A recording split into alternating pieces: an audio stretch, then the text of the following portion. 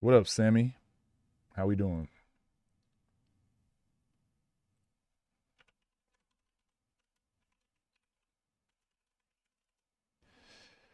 Dre, what up? Hope you're doing well. Alvaros, Wade, Sammy Reavers in the chat.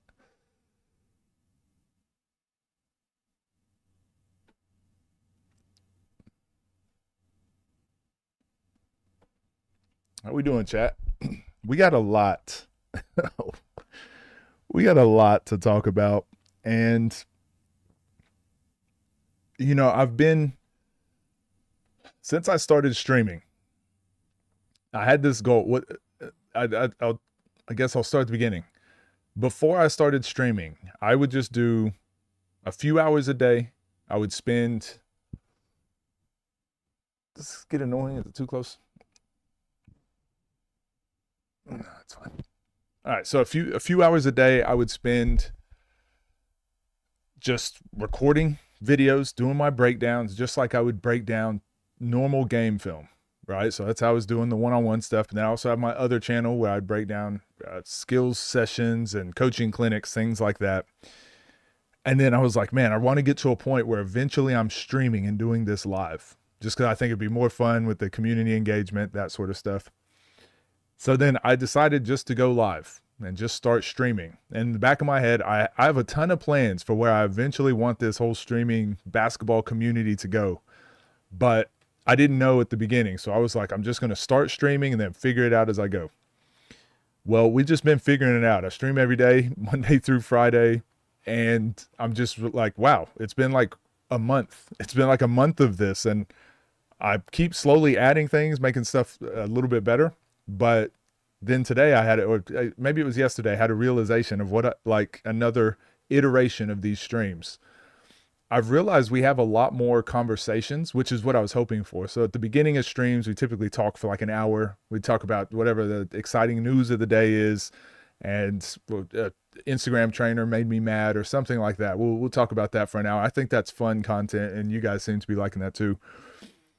But now what I've been trying to do is I've been holding off on a lot of those subjects and a lot of those conversations because I see a lot of people are like, let's break down another video. Coach, break down another video. I want to watch a video. Breakdown, breakdown, breakdown.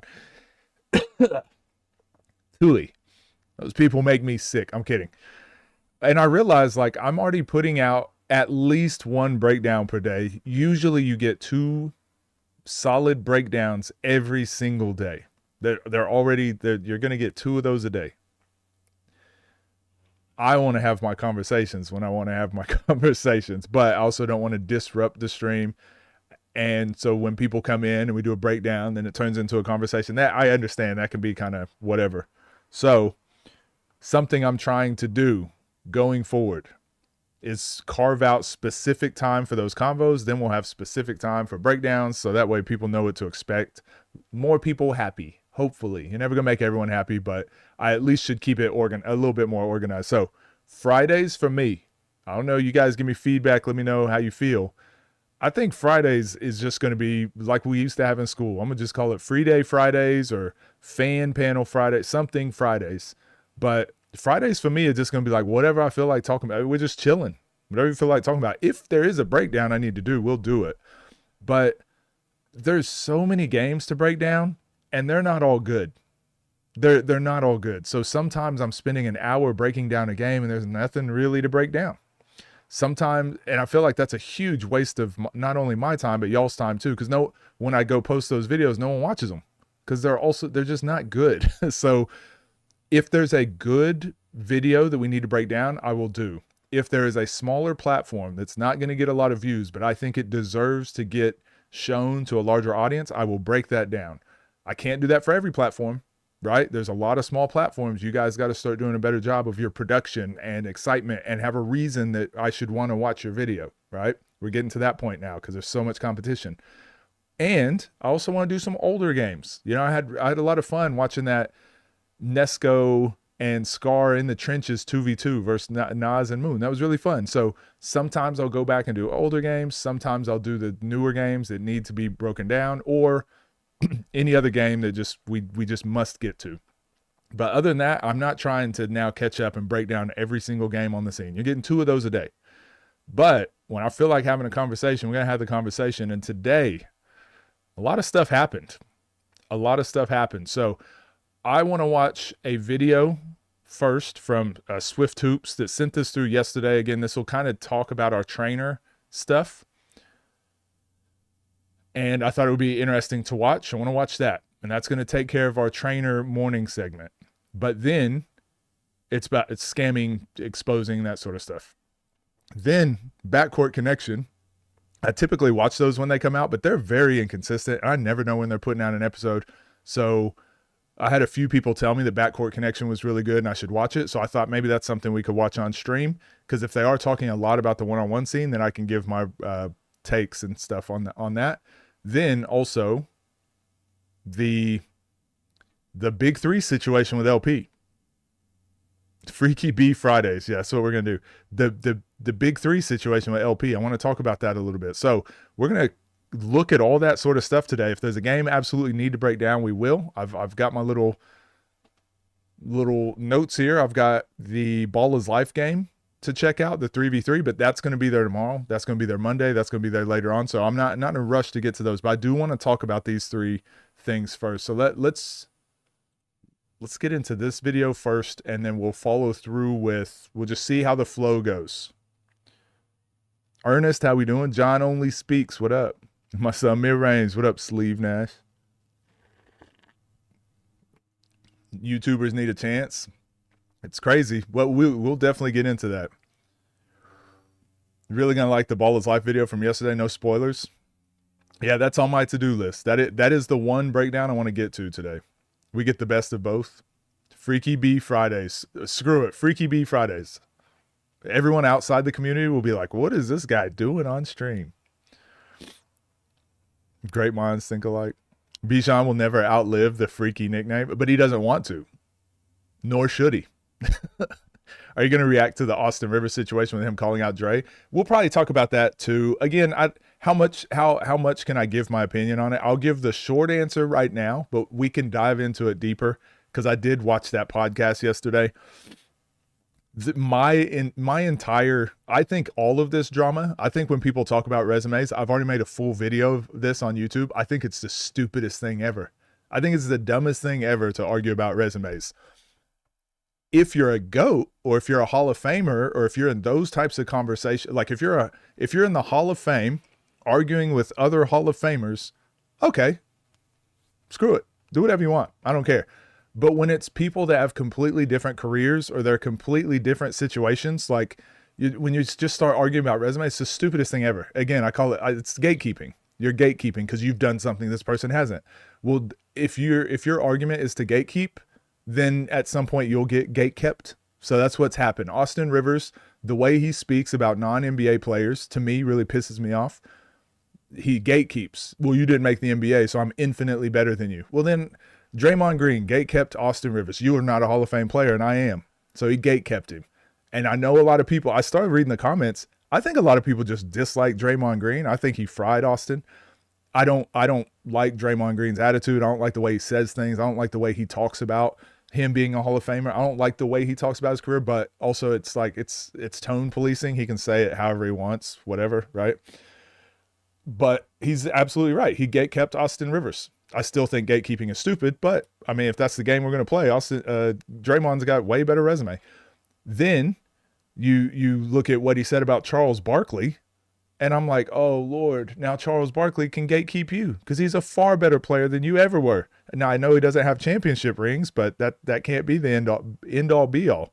Charles Barkley is going down as one of the best in the game, one of the best ever. And now he can just gatekeep you. So it never stops. That's why gatekeeping is stupid. Then if you do that to Draymond, well, now Steph can come back and gatekeep Charles Barkley. It's the stupidest thing ever. So overall, I think the Austin Rivers and Draymond Green situation is stupid. Overall, I think it's dumb. I don't mean it's dumb. Outside looking at it's fun. I just mean the fact that these two grown men are trying to, what's the argument? What are they arguing? Does anyone remember what they're arguing about? Does anyone remember? It's dumb, right? It's pretty dumb. I think I'm better than you. Well, I think I'm better than you. Well, y'all played against each other, so there you go. And check up. Just play each other or don't, man. Who cares? But if they're going online and saying these things, I do like to give my take of why I think it's stupid that Austin can feel offended. Well, you just did it to Nas, man. Dishing it out, but can't take it. What up, Swift? Swift, we're going to watch that video you sent me. He embraces the Freaky B nickname. People on Instagram comments glaze Austin Rivers and NBA players so much. That's normal, though. I disagree on your resume take. I know you do, but like, there is no inconsistency with my resume take. However, there is inconsistency with people that think resumes tell everything. It's like analytics people. People that think you can look at a stat sheet and that will tell you everything about the game. That's resume people. That's the exact same thing. Resume people. I think stats are very important, and stats can tell you a lot of information. Would I rather take a player that's averaging 35 points per game or a player that's averaging 10 points per game? Almost every situation, you're going to want the player averaging 30 points per game. Almost every situation. But I can also think of, wait, there's some situations where this guy's averaging 10 because he's sacrificing his points so that other people can score more, and he's a more efficient shooter. He has less turnovers. He's a better team player. He costs less money. There's a ton of situations where I can think the opposite. So stats can only tell you so much. Resumes can only tell you so much. Just because someone has championships doesn't mean they helped the team get the championships. Just because someone is a Hall of Famer doesn't mean that maybe they were put in a really fortunate situation, which is what they're arguing for Draymond. But then Austin Rivers calls Draymond, he said he was lucky, the luckiest player in the NBA. And it's like, Austin Rivers, the irony is not lost on me, buddy. Hey, of course, you're lucky. But we've spoken about this before. Every NBA player is lucky. That doesn't mean they're not also part of the 1%, 1% of the 1% in skill and athleticism and all that stuff. But you also have to have the machine behind you. We've talked about this for years. So anyways, at least I'm consistent. You can disagree with me, but at least I'm consistent in the way that I explain my position on things. Who is checking for Big 3 though? Seems like a dead league. I bet the TV deal won't get renewed. Maybe. I think Big 3 is too. I think there's too much interest in it from the players. I think it's going to do well always, and I think it'll keep improving. I just don't like how everyone acts like if Austin Rivers played in 1v1, won't miss a shot, and everyone, yeah, pretty much. But I mean, those are typically younger people with those opinions. They haven't seen a 1v1 versus an NBA player.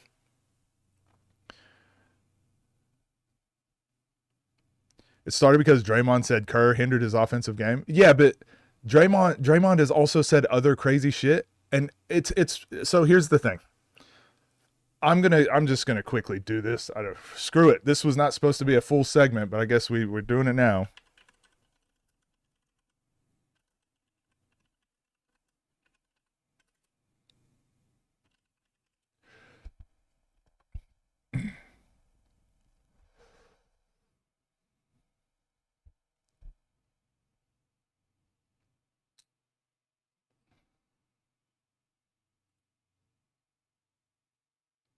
Let's just see. Draymond Green 7 years ago, he says them losing 3-1. Oh no, this is when they lost. 7 years ago when they lost. He says, I'm just dumb enough to believe we can still win this. This is the year they lost in the first round, I think it was. And people were flaming him for thinking he could win a championship. But Draymond just says that, right? He thinks they're good enough to win a championship, and they were terrible. He talks about being a black man in America. I just typed in Draymond Green quotes, but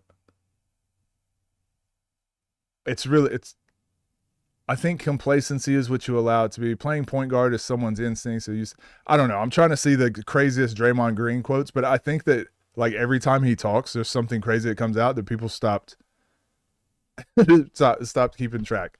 So what I was trying to do with that was just, I was going to look at like some of the crazy things that Draymond has said, but it's like every time Draymond pushes someone, if you go, oh my gosh, I can't believe he pushed someone, that's insane. It's like, what? That's what he does. So he's done his whole career. When you listen to his podcast, he's always talking like he did. So for him to say Steve Kerr hindered, like it was like 5 minutes of him talking good about the Golden State Warriors, and then it was like 12 seconds of him talking about negatively about Steve Kerr, and then everyone's like, what? I can't believe he would say this. And I'm like, I'm actually surprised he didn't say more. This is Draymond Green. Who's listening to Draymond Green for the insightful life advice? And so the fact that Austin Rivers felt a need to speak on it, but then got offended when Draymond responded, it's like, Draymond's a troll. Draymond's a troll. That's what he does. That's what he does. That's his whole character. So whenever he trolls you, like now he's offended, he's trying to have this, what is it? When you get into a mudslinging fight, both people get dirty. Like that's basically what happened. Austin Rivers is not in the NBA playing. He said on that podcast, he's like, I'm not going to play him 1v1 because I'm trying to get an executive job. And what would I look like playing 1v1? And I'm trying to get an executive job. It's like, what do you look like right now? Arguing with people online, arguing with 85 follower pages on Instagram. What do you look like right now trying to get an executive job, Austin Rivers? That's why I said, at least I'm consistent.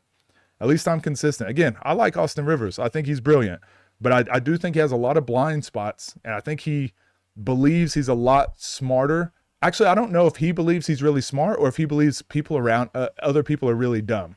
I think Austin Rivers operates in this world where he thinks other people are stupid.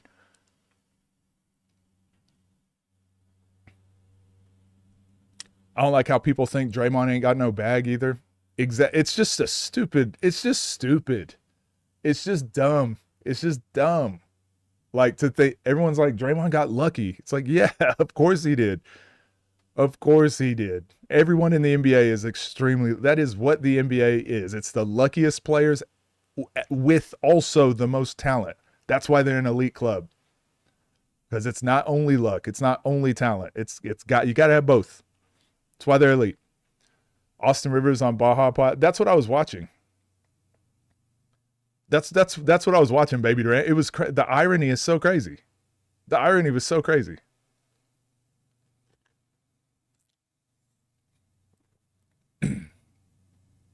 Exactly. Michael Jordan could just say whatever and everyone has to listen. What Draymond said to Chuck was crazy. Dude is delusional. But do you understand why Draymond said it? Again, this is the part that I want you guys to try and do. Challenge yourself to separate the message from the messenger. I am not a Draymond Green apologist. He annoys me. I hate his antics. I hate the way he talks about people often. I don't like the way he has this holier than thou attitude a lot. Like, I did this and you guys will never know what it's like. I don't like it. The gatekeeping I've always talked about. I just don't like it. But at the same time, Charles Barkley is one of the players that negatively talks about other former players, current players. He does that more than anyone. So when someone actually bites back, like, I don't care. I don't care. Like Charles Barkley always speaks about people negatively in the NBA. He's actually gotten better. He's actually gotten better as his career's gone on, but he'll speak about players negatively and act like he did everything they're trying to do. He'll talk negatively about Draymond Green, but Charles Barkley never won a championship. So when Draymond Green hits back on that, yeah, fair play. It's fair play. Charles Barkley, there's no reason ever to get into a mudslinging fight with Draymond and some of these other players. Shaquille O'Neal's the same way. That doesn't mean that I agree with Draymond Green. It just means that I know who Draymond is. Draymond's going to say something stupid. He's going to kick somebody in the nuts. He's going to karate chop someone in the neck, and that's who he is. He's also going to win games. He's also going to be a tough-minded individual that has a winner's mentality. So I can understand both of those points. But then when he says something crazy like, I'm just trying not to look like Chuck in a Houston Rockets uniform. I'm like, okay, I don't think that's a bad thing. I would love to look like Chuck in a Houston Rockets uniform. He was great. What are you talking about? Don't gatekeep, Draymond. You're being weird.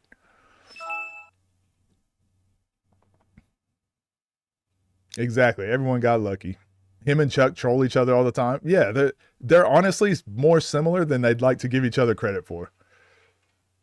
For sure, resume don't tell you everything, but it's important in every professional setting, even business.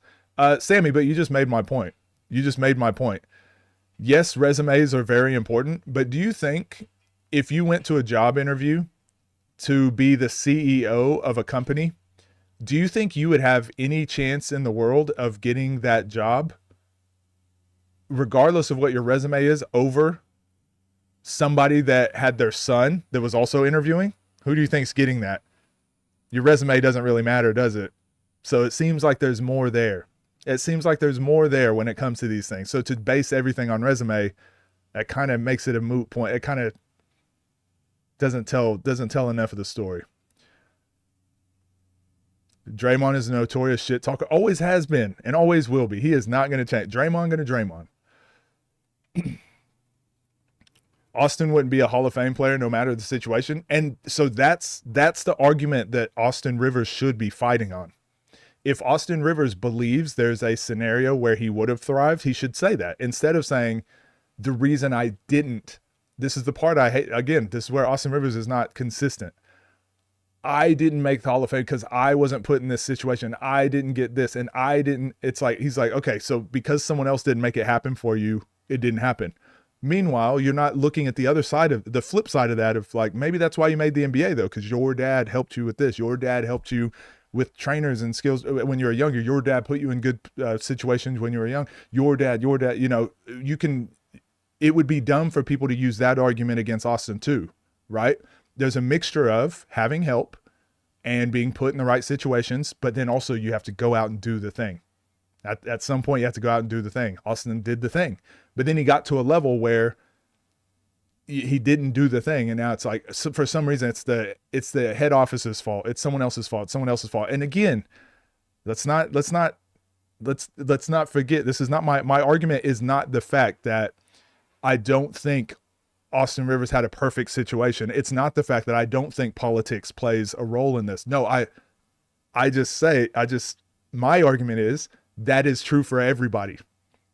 That's true for everyone deals with the politics. And that was what my argument was with Archie. Whenever I spoke with Archie Goodwin, remember he said it, the politics doesn't happen until you get to the NBA. And I'm like, well, maybe not for you, but it did to me. And I've seen it happen to thousands of other people. It does happen. But because it didn't happen to you, you think like there's no politics in basketball. And then you do get to a point where there's politics and it's like, see, that's why I didn't make it. And I'm like, yeah, but that's the people that are sitting at home. How many people do we know sitting at home? How many uncles at the family barbecue that we know? Back in my day, I would have averaged 50 if the coach would have just played me more, right? Was it Uncle Ricky and what is that? Napoleon Dynamite? Like, right? That's like everyone. That's everyone. That's human nature. We're all like that. So I just hate when NBA players, or I hate when certain people act like they're immune to it and then they go do it. They go do the same thing.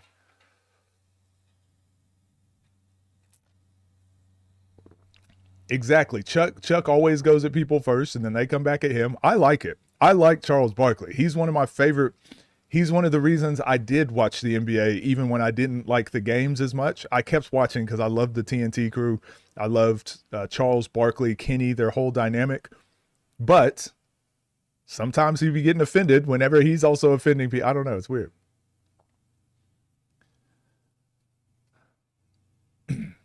Oh, I didn't even go live on Twitch. I should probably do that. I got a Twitch follower. Thank you, Bed the Baller, for following.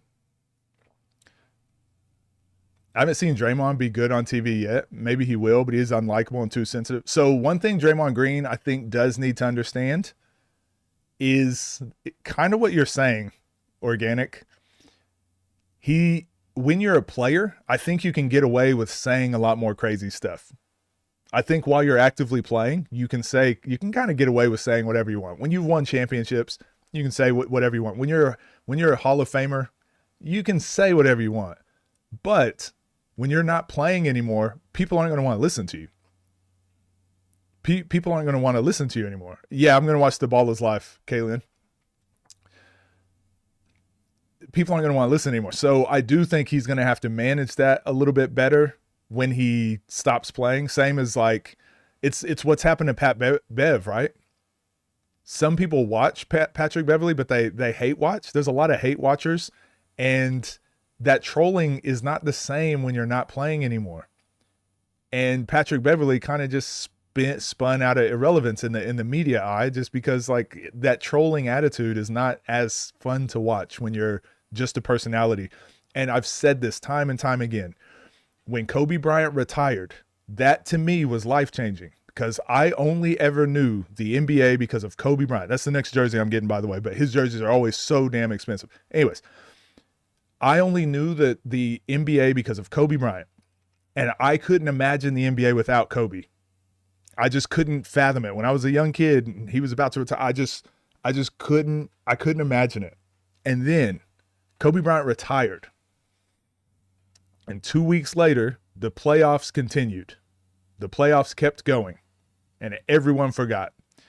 And I was like, wow, if Kobe Bryant can retire and the next day basketball just resumes as normal, no one's going to care when I retire. No one cares about me. So I started, while I was still playing, that's why I started thinking about coaching more. I started thinking about what happens after basketball, because as soon as it's gone, it's gone. So I want to use this opportunity I have now while I'm playing to build up what happens after. And I look at a lot of players and they don't have that. A lot of these players think they're untouchable. Draymond Green might be one of those. He's also a lot smarter than people give him credit for. So it wouldn't surprise me if he does have a shift in what he decides to do. But yeah, a lot of these players retire and they're like, why are people making fun of me now? Back in my day, I would have done this. Back in my day. And it's like, no one cares. No one cares. Don't be that guy. Don't be that old guy that keeps saying back in my day.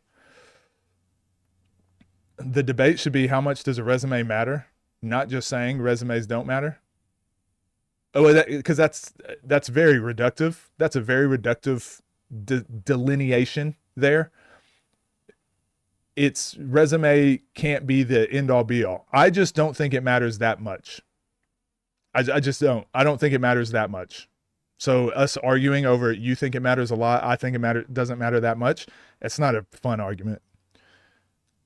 Your analogy falls short. Sure, the son might get the job, but every layman would know the person with the better resume is the better candidate. Hold on, Tresbian. No, you're doing the thing. You're doing the thing. You believe that? Do you have any statistics to back up your argument? You really honestly believe that the person with the better resume is the better candidate? I believe that's the case. I believe that's how it should work. But if you go look at any industry, that's where that saying comes from. It's not about what you know, it's about who you know. Let's say if their resumes are even and you know this person, you don't know this person, you're going to hire the person you know, even if their resumes are even, right? Like, we can agree on that. But that line, at some point, that line fails. But that we think it fails right here. This person has a slightly better resume, but I know this person, but I got to pick him because he has a slightly better resume. That's not how it works. No, I'm still picking this person. I know him. That's my son. That's my brother. This is my cousin. I know this guy. This is my best friend. He's still getting the job. That resume's got to be through the roof. That resume, you got to really have a way better resume to get those selections. That's what I'm arguing, right? You agree with what I just said, right? Exactly, Baby Durant. If your CEO is running the company extremely well, you probably wouldn't be easily convinced to hire another CEO, even if they had a better resume on paper. Yeah, it's essentially that. We still having that convo? Sort of. We're having all types of convos. Archie was basically like, why doesn't everyone just be a top 15 recruit so politics doesn't matter? Again, and a lot of pros are like that. I used to be like that. But not as bad, because I never was a McDonald's All-American. So for me, it was high school. I was like that all the way up until high school. Once I got to high school, all of that stopped for me. So since high school, I've been looking at everything from the politics lens and seeing it for what it really is. But a lot of these guys never had that moment. And they might be in their 30s. They might have retired. Kendrick Perkins is a perfect example of this. He's retired now, he's commentating, and he still doesn't understand the politics of things. Because he's like, yeah, I was a McDonald's All-American. I went straight from high school to the NBA. Just do that. Vote for Pedro. Draymond is just not humble. That's a great argument. That's a great criticism of Draymond Green. And Austin even made that criticism on the Baja podcast. He said, I agree with Draymond. I just don't like the way he talks about he should be the champion for guys like us. He should be. And I go, nailed it. Austin Rivers, that's your real argument. That's your real dispute. And that's the real criticism. Stick with that. But when you say he's not skilled and he's not good at basketball, that's dumb. You're not being consistent. And I agree. I've said the same thing. That's my criticisms of Draymond too. What up, Drew? At the end of the day, it's just entertainment. Big 3 is an NBA vets league. They feed their people. Jeff Teague is a cool example for unexpected post-career media success. Yeah, Jeff Teague. I mean, and look, Gil's Arena, they're having success too. People are figuring it out, but they're playing the game. Draymond has one of the best IQs in basketball history, period. That's why it's unfortunate he even would complain about his offense being... Yeah, but again, Draymond's human. Draymond's human, and I think he makes poor decisions sometimes. So when he does make a poor decision, people are like, what? I can't believe. I'm like, yeah, I do. It's Draymond. So if we say resumes don't matter, should we keep that same energy all around? Sammy, is there no such thing as driving 50 miles an hour? Do you have to only drive 100 miles an hour or 0 miles per hour? Or do you think you can drive 50 miles per hour? Is there only extremes with you? Do you think I believe resumes never, ever should matter ever? I'm saying, and I've said this in my video, I said this in my YouTube video. You can go watch it. That's why I do those videos, so I can give my arguments in full and you guys can watch it. The whole point, damn, I'm starting to lose my train of thought because I feel like I've argued the same thing over and over. The whole point about resumes not mattering is that should not be the first thing if my first argument to you is resume, I probably don't have a strong argument, right? So if Austin Rivers and Nas, the argument is who's better at 1v1? And Austin Rivers goes, I played in the NBA. So argument dead. And everyone's like, yeah, true. He's better at one-on-one. He played in the NBA. Well, that doesn't get us close to the truth. That's not a real discussion. That's not something we can have a real conversation on. But if Austin Rivers said, look, I'm 6'5", I've played against better defenders than I don't think he'd be able to stop me. I can shoot over the top. I also know what it's like to be able to operate in a high pressure environments. I'm going to be too efficient. And then Nas could give his argument. Well, this is a different game. It's different conditioning. It's more physical. I don't think you've played in this environment. Those are good points that each of them could make, and you could pick whichever one. I don't even care whose side you're on. Those are good arguments to make. But to just say, I played in the NBA, it's a dumb argument. That can come in later. Like if Nas says, what have you ever done? Austin Rivers can be like, what have I ever done? Brother, I played in the NBA. Like, what have you done? That's when you bring that in. But if that's your first and only argument, well, then someone who's in the NBA that has done better than you, Steven Jackson, who called him out, Steven Jackson did the same thing. Steven Jackson was like, Austin, you actually never did this, so you can't talk about it. And I did. And it's like, okay, well, now we're doing this we're infinitely spiraling into nonsense. Call up Archie. Yeah, I'll hit him up. I mean, he's not doing anything apparently. Mixtape legend, NBA pro. Rick Brunson. He played in, people aren't talking about that enough. He played in the NBA. He played in the NBA for the Knicks. Then he was working for the Knicks, trained his son all the way up. Then he gets signed to the Knicks. Now he's a star, and he has his dad on the coaching staff. Like, and it shouldn't be that's unfair. It's just like, no, that's just the way it is. That's how it goes in every industry. And Trebian, I'm not sure if you responded to what I said earlier, but I didn't mean to skip it if you did. Oh, you didn't? Okay. I didn't mean to skip it if you did. At the end of the day, I think it's just about basic respect, understanding for the Draymond and Austin situation. Everyone has different situations and talents. There are a lot of factors to success. Exactly. This comment here. Exactly. Draymond just too emotional and lets his emotions cloud his judgment a lot when he gets mad. Yeah, it does show you. This is why I think it's funny when men talk about women being emotional. I think that's the funniest thing. I think it's the funniest thing when people talk about, because I'm like, Have you seen some of the men that I'm watching on TV? Pause if you need to pause. I don't know, that sounded weird, but it's like, man, just people in general are emotional. People in general. It's not a men or women thing. It's people are emotional. If you saw some of the teammates that I've had in the past, can't handle their emotions. Sammy just doesn't agree with anything I say. Hey, Sammy might be a contrarian, and that's okay. What up, E-Man? Is also Thompson the best defender in the league, excluding the alien, of course? I think best defender is going to always tough. Best defender, because Rudy Gobert's got to be up there, obviously, right? Best defender for me doesn't exist. It's got to be like best defender for specific position. Because Rudy Gobert gets made fun of for not being an elite defender when really those anchors in the league are actually so much more important than people realize. To like pick and roll defense, help rotations, all that sort of stuff. So that's a tough question.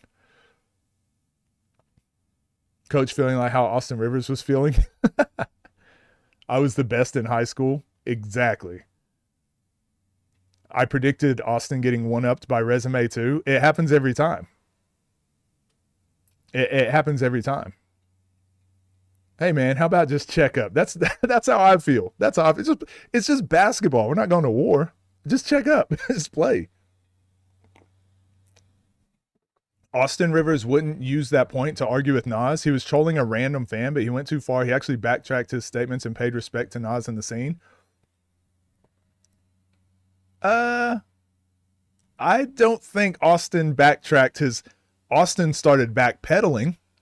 He started flailing a little bit, but he didn't retract his statement. To me, if I said your resume doesn't matter, I would need to apologize with the same energy. Actually, no, your resume, hey, I shouldn't have said that. Resumes don't, you know what? Resume talk is actually, I shouldn't have gone there. That doesn't make sense. But instead, it was like, no, I actually appreciate what they have going on over there. They're building their career, doing their thing. He was still very dismissive. He was still very condescending in the way he apologized.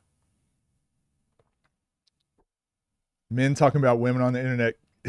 Cringe 100%. But honestly, that's just something I hear. I probably hear this 2-3 times a week. I never say anything on it just because I've tried to in the past, and I mean, it's futile.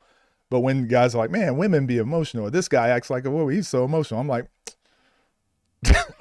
excuse me. I think it's the other way around, man.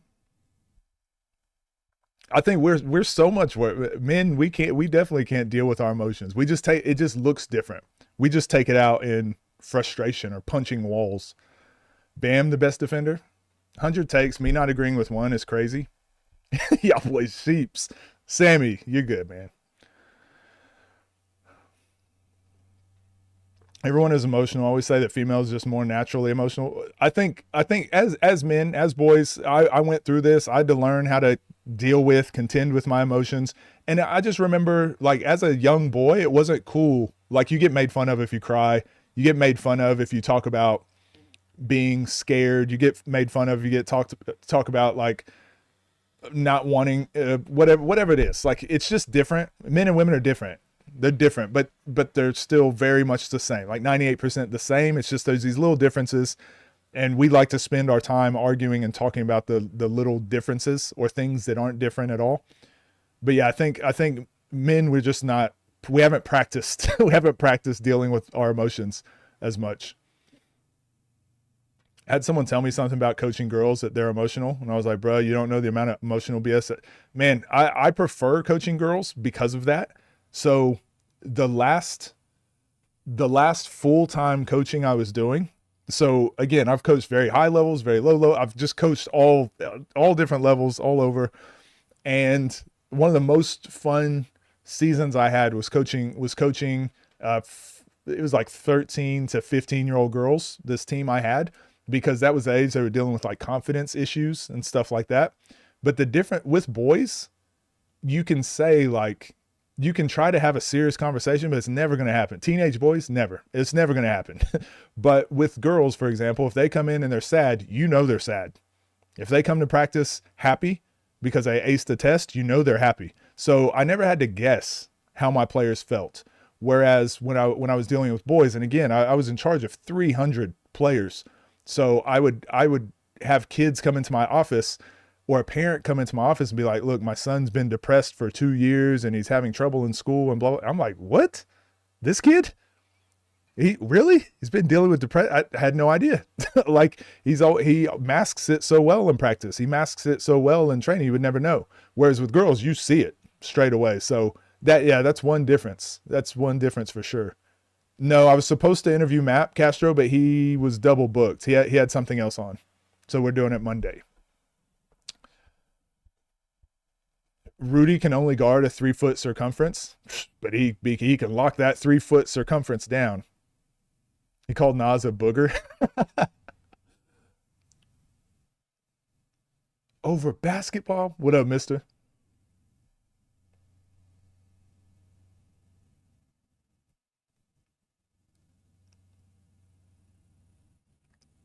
You said you didn't agree one time, but this is, oh, guys gossip just as much as women. 100%. 100%. When they refer to YNs crash out, they're not talking about females, and that says a lot. 33-year-old out of the league and don't care about playing basketball. He did seem dismissive, but it's not going to be perfect when he was trying to dismiss that random fan. But he said on many videos that he respects Nas in the scene. No, I get that, Aunt Mark, but it's that classic saying, right? The disrespect, the apology has to be as loud as the disrespect. So if someone, I get that a lot. And that's why I was so critical of Austin when he was talking about Draymond. Did you not learn your lesson with Nas? Austin Rivers, the way you spoke about Nas is the same way you're speaking about Draymond. So Draymond beat him on a point. Draymond made a really good point against Austin Rivers, and Austin Rivers goes, I will give you that you had a better college career. I will give you that. And it's like, what do you mean you'll give me that? No, I had a better college career.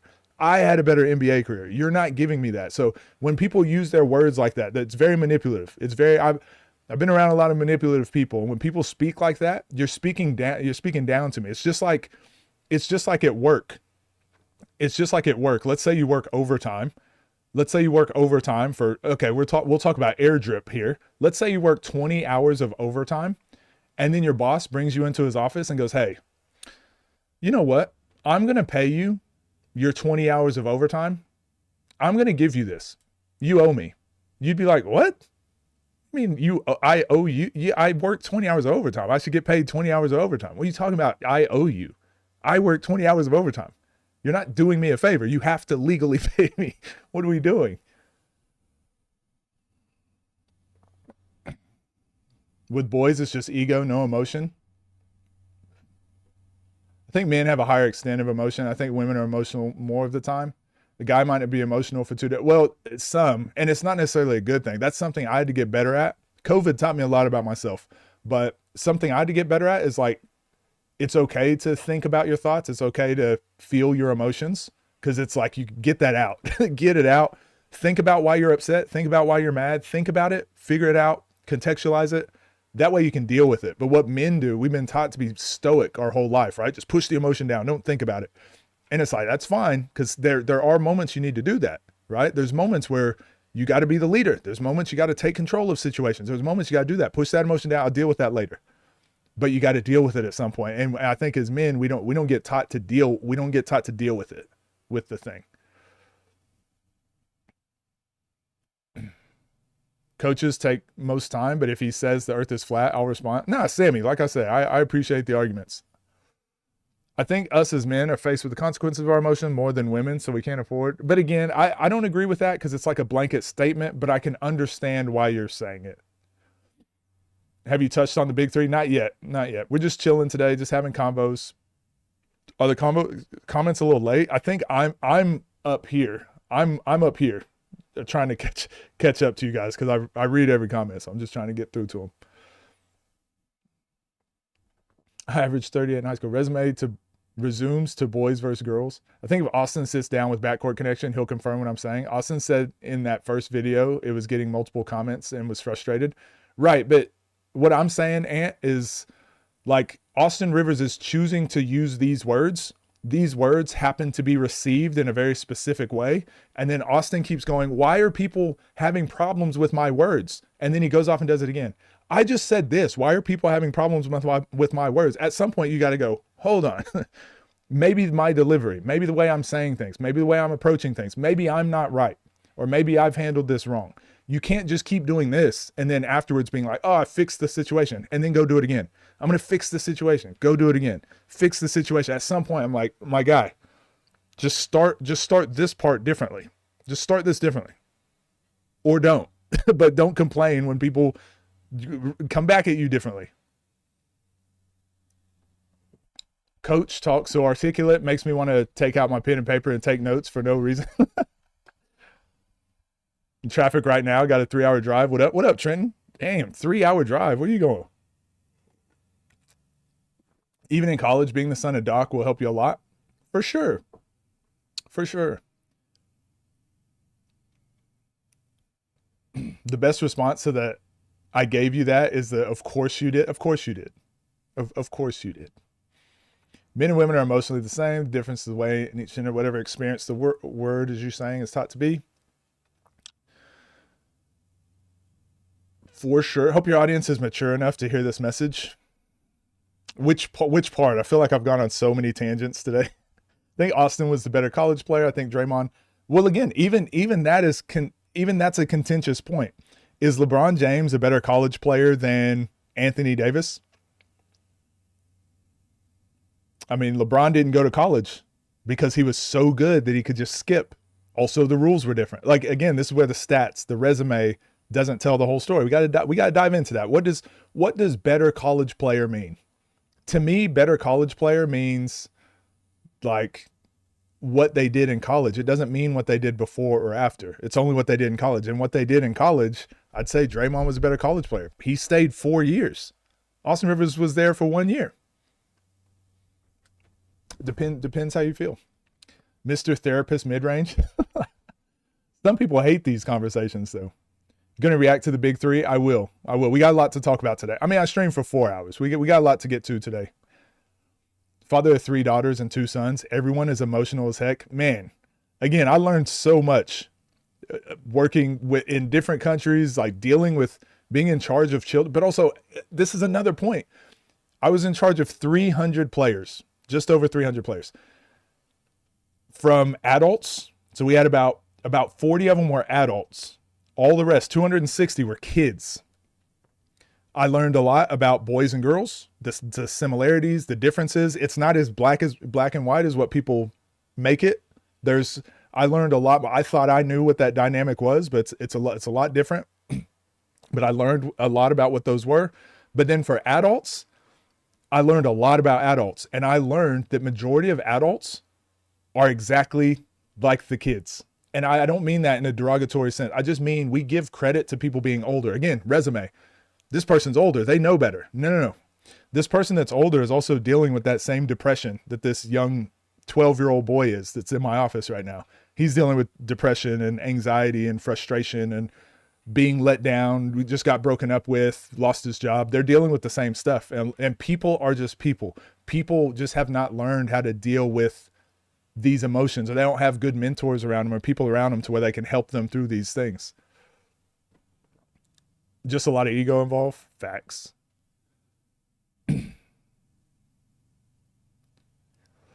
Socialization at the end of the day. Basically, Austin has to respond in length because the quick takes are being taken the wrong way. Yes, but that's why he needs to be. But Austin does this as a job. Austin Rivers' job is to be a communicator and to communicate ideas to people. So when he says that was clipped out of context, that's not fair. Because when people say it's out of context, well, adding in the longer conversation should add more context and change the way that quote is. But Austin Rivers directly says disrespectful things. So when someone takes that thing disrespectfully, no amount of context, 3 hours of a podcast is going to change the way that one disrespectful thing was taken. And then to apologize for it later, it's like, okay, but you keep doing this. Eventually, Austin Rivers has to stop disrespecting people. And when he says, I'm just stating the facts, or I'm just this. It's like, yes, but Austin Rivers, you can tell how people are feeling about the things, the words you're saying, because when Draymond did that to you, you didn't like it, did you? You didn't like when Steven Jackson did that to you, did you? Okay, so maybe you can be the person that stops doing that. Let Steven Jackson be Steven Jackson. Let Draymond be Draymond. Maybe you can be the person that, if you are wanting to be an NBA executive, if you're wanting to be considered the better communicator, just communicate your ideas better. Because Aunt Mark, you're running a lot of defense for Austin Rivers right now, and you shouldn't have to. He's articulate enough. He's rich enough. He has enough people around him, professionals around him, to help him out with this communicating a little better. Draymond was a better college player than Austin Rivers, full stop. I sent you the post Lamar posted on Instagram with the photos. Yeah, we'll check those out. I want to wrap up this Austin Rivers Draymond thing because we were wanting to talk about this today, but I want to wrap this up. If you can go straight to the NBA, then you're the better player. No, but that doesn't make you a better college player, because Draymond went to the NBA out of college too. They both did the same thing out of college. It's just Austin did it quicker. But did Austin Rivers go quicker because his dad was, or did he just go quick? Did Draymond turn down some offers to go? Like, there's so much more context there. From Chicago to Grand Rapids, but we usually do a 4.5 hour to Lansing drive. To play you in ones, it's going to be great. Oh, you're going to drive out here to play ones? I'm just going to shoot fadeaways from the elbow. That's all I got. Feelings buried alive never die. Facts. Forget, especially with our parent. It's only the first time doing this life thing too. 100%. Very needed conversation. I don't believe anyone would say MJ was a better player at 18 than LeBron or Kobe at 18. I just believe that MJ progressed. Hold on, but you're making different arguments again. The argument for Draymond Green versus Austin Rivers wasn't who was better at 18. They said who's the better college player. Well, Draymond was a better college player. Who's a better high school player? Austin Rivers. Who's a better NBA player? Draymond Green. I feel like these conversations can be so simple. But then when you start adding context and adding Austin Rivers starts adding in, well, Draymond's not good at offense. Okay, well, now we're getting into weird territory. 33 is prime time for a lot of players. Nowadays, it kind of is, isn't it? Did I come here at a good time? What up, Day? Got to start somewhere. Didn't know Austin Rivers was so arrogant before this whole situation. So DJ, I'll just say this. Just assume that everyone is that arrogant. So remember what I said about adults and kids exactly acting the exact same? Austin Rivers has been a professional player most of his life, like just an elite, exceptional player most of his life. I haven't. Dexter Wallace Show, thank you for subscribing. I have not been that. So I've had a lot of practice with the politics of how things work. I've had a lot of practice communicating with people and not getting by on my elite basketball abilities. I've had a lot of time to practice being an adult and time to practice doing other things. I've coached for over 20 years. I've had so much time to learn and practice these other skills, delivering my message to people. Austin Rivers hasn't.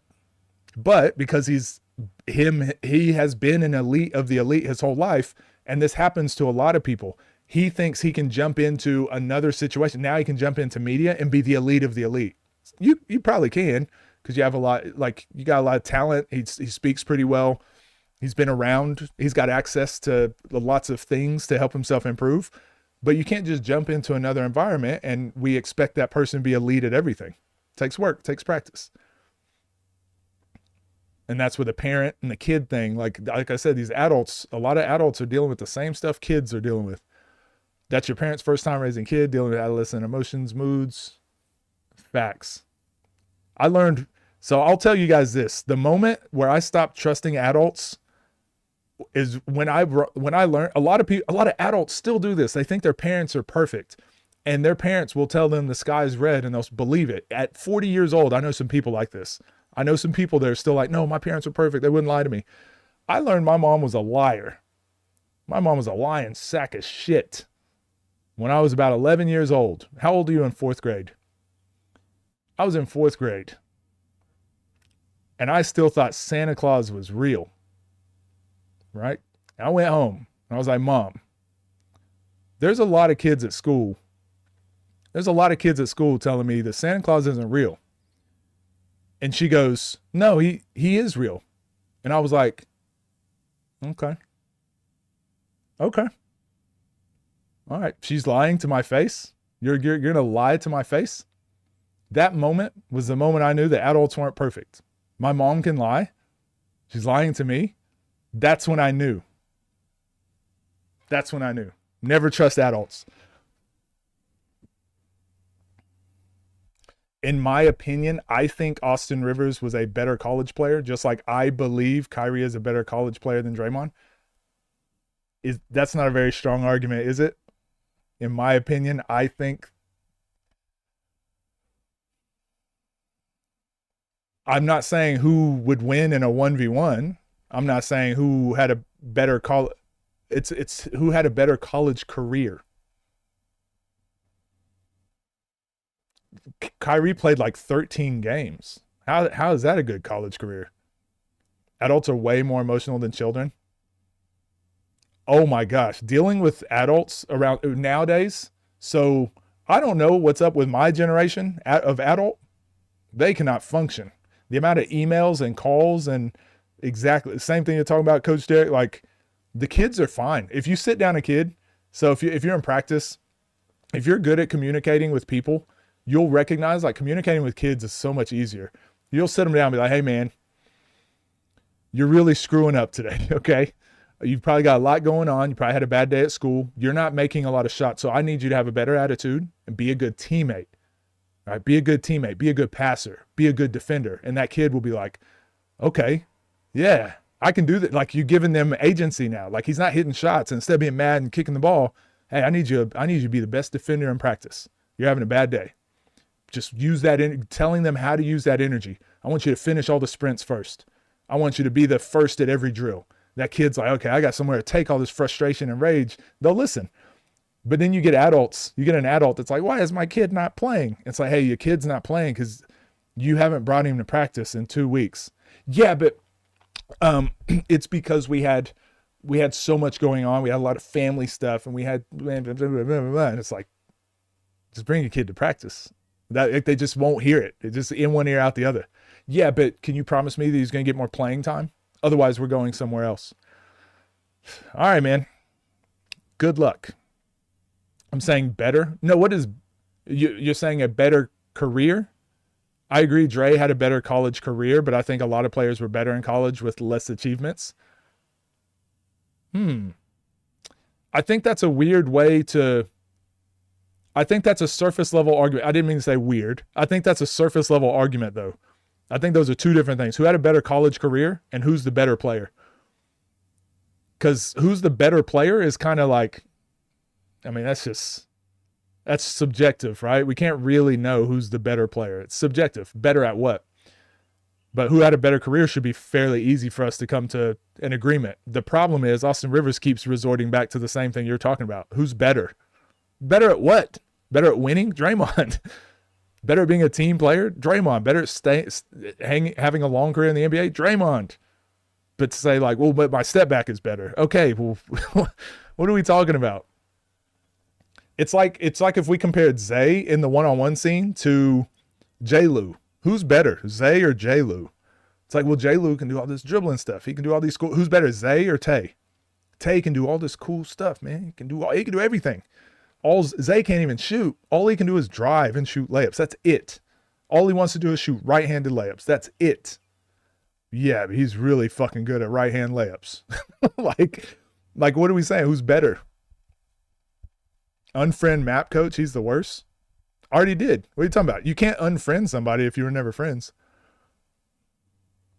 I feel like this whole conversation started with people falling for memes. Draymond isn't Rudy Gobert, not the greatest offensive player, but not a 1 out of 10, more like 3 out of 3.5. Austin barely 4 or 5. That's the internet. The power of the internet. That's why we never told our kids that Santa Claus lie. My kids used to get in trouble for telling their friends that Santa wasn't real. Look, it's a tough one as a parent, right? I'm not saying the Santa Claus thing should. I don't think it's that important, but that moment for me was really big to be like, oh, my mom lied and it was a kid at school that told me the truth. Okay, so maybe all adults, when adults say things, maybe they're not always telling the truth. And that's just what it made me think going forward. Whereas, again, I had that realization at 10 years old, 9 years old, whereas there's a lot of adults, people walking around 22 thinking that adults are still perfect. How are we supposed to argue with coach? All your takes are always on point. What up, yellow hat? How we doing? I don't think I'm always right. I think the most of the world at the moment is caught up in this engagement. The world is in its engagement era, right? Where it's just about saying outrageous takes. It's about saying the thing that's going to get the most attention. And I typically just try to go, okay, hold on. Let's see what the argument is. Let me try to see what the argument is. Okay, he's saying this. He's saying this. Most of the stuff in the world is pretty obvious. And so when I look at what they're actually arguing, I'm like, okay, this is obviously the right answer. So people think I'm some genius because I usually end up with the right answer. But I'm like, no, it's just there's so much nonsense and noise going on in the world that, like, if you just strip everything back to like the basics, we don't really disagree on that much stuff. You sound just like one of those annoying conversations I have with parents too many times. I know the struggle. James Harden is a better NBA player than Draymond, but Draymond has a better NBA career. Again, Shamar, I understand what you're saying. I understand why you're saying it. But can you understand someone thinking that winning makes you a better player? What if someone bases a better player based on winning? Wouldn't Draymond be the better player than James Harden? Because it just seems like, now I could be completely wrong, but it just seems like James Harden for some reason isn't good enough to win a championship. It just seems that way. Now, maybe he's just been unfortunate. But again, we get back to the politics thing, right? At some point, you got to do the thing. At some point, James Harden just never managed to be the guy to lead a team to a championship. And he's also not been able to change his game enough to take a backseat to let someone else lead the team while he fills other gaps. So, again, I think it's disingenuous to say that someone's a better player when they've also never won a championship.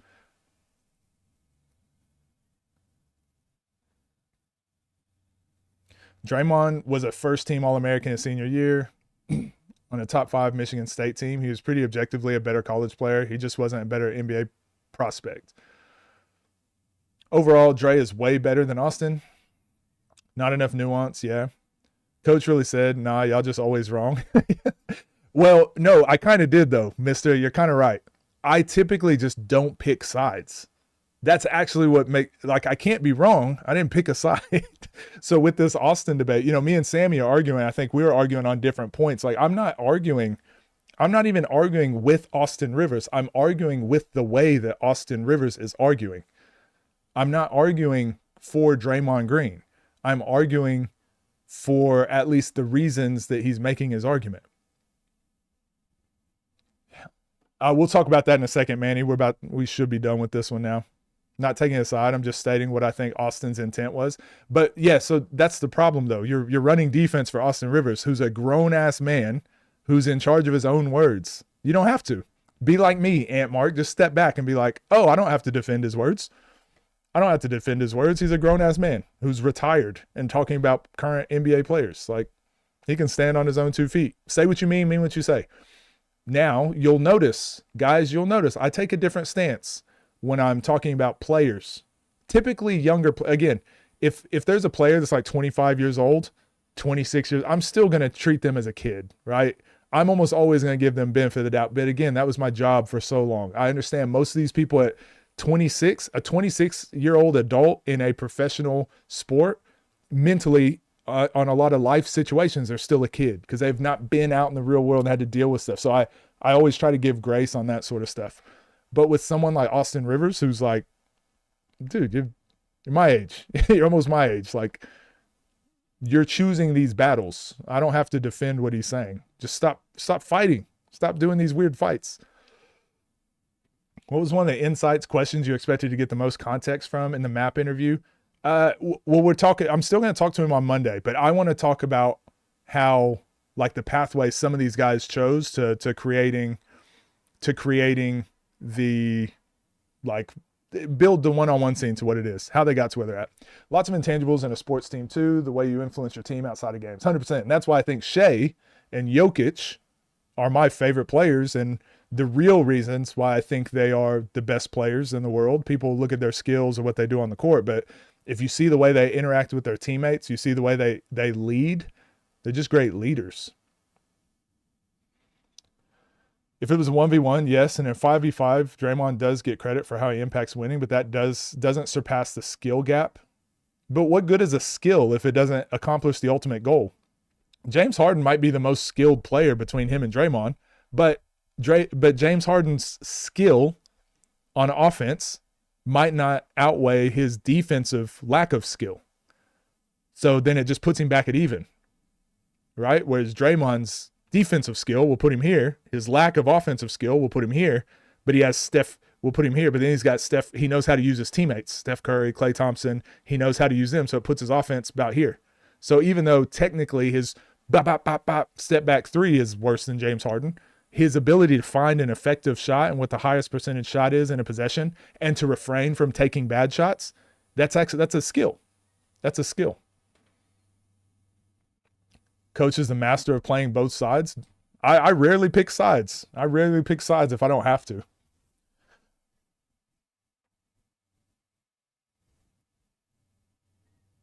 Check up or shut up. But I think everyone looking at basketball can say that James Harden is better. Well, again, clearly not. Look at everyone in my chat. Not everyone is agreeing with you. You can't when you're trying to say these things like who's better, you got to think like what does everyone else think of? It's not what you think. It's whenever I say the word better, what do other people think? What do coaches value? Coaches value winning. Organizations value winning. Some people value highlights. Some people value, but it can't be based on just highlights. Otherwise, the top teams in history, the top players in history would look way different if it was based on highlights. Again, Austin Rivers would be a better player because he played for Lob City.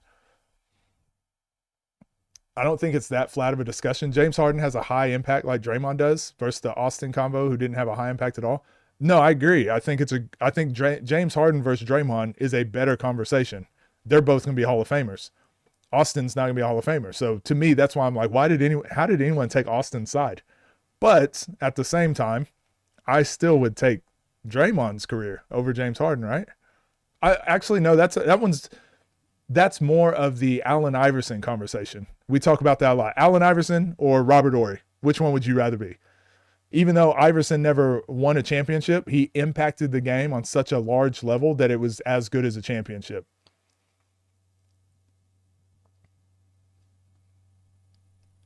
Other factors play in with winning? Yeah, other factors do play in, but players are in control of a lot of those factors too. No, so yellow hat, this is the part that people struggle with. Is plus minus the best stat to figure out who impacts winning? It's not. This is the tough part. And this is where analytics, this is where resumes, this is where stat sheets, this is where on paper stuff, this is where we get lost. This is where the industry gets lost. This is where everyone gets lost. There is no stat. But basketball, leadership, business, dealing with people in general, it's human. It's the human. How does the stat apply to the human? How does it apply to the situation? There's no best stat to look at. Because stats can lie. They can tell you whatever you want them to say. But you should be able to look at stats and notice some trends. Okay, all of the players in the top 10 in plus minus are on winning teams. Okay, so that got us to look in that direction. Okay, now that we're here, now let's see what other things are leading to winning games. Oh, these guys just have better teammates. Okay, so it doesn't have to do with the player with the plus minus. It actually has to do with the team. There's more team impact. So there's more to look at there.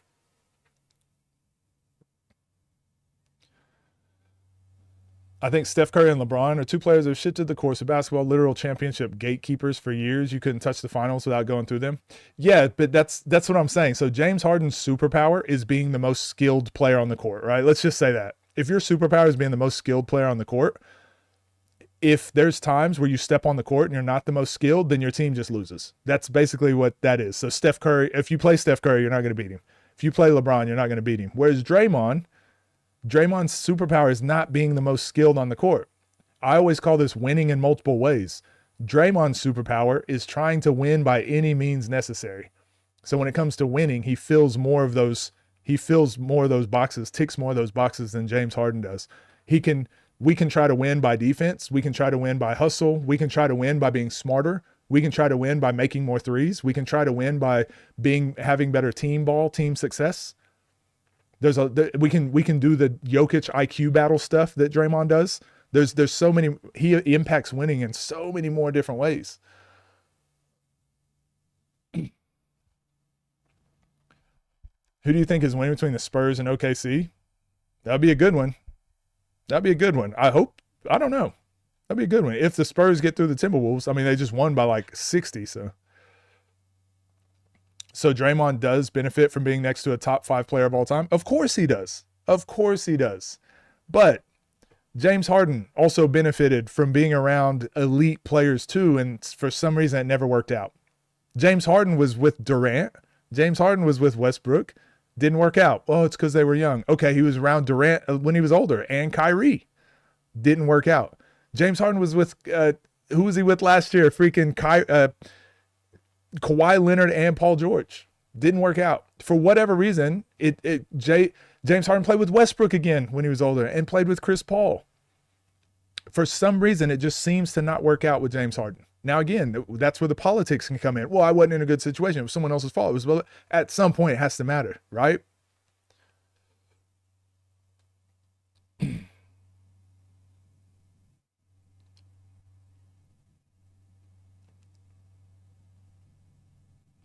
Harden is better because if you were to build a team around Draymond, maybe. It's the context. Yes. I guess it's value over replacement, but is there a great way to figure that out? No, not really. And that's the problem. So a lot of scouts and people that just use analytics to overly make their decisions. That's why they keep failing in a lot of these things. Sometimes it's just about the fit. This is why OKC has done such a good job at recruiting. They're showing it's not about the analytics. They're showing it's not about the on paper stuff. Sometimes it's about something else. Bob Myers has figured out there's more to it. The Celtics, they figured out there's more to it. Danny Ainge. Like, some people that have been around basketball understand analytics are important, stats are important, but there's more to it. And now Yellow Hat, if I could give you exactly that answer and what it is, me and you would package that up into a business plan and we'd make millions of dollars. But that's the magic. What is the stat? What is the thing that can tell you how important a player is to a team or how good they will be to a team? So you literally telling me we have the first pick in the draft and we have the option of Draymond to build around or Harden to build around. We really picking Draymond? J Perk, what question is that? These are hypotheticals. These are random hypotheticals. If I knew what are we saying once we know what their careers are?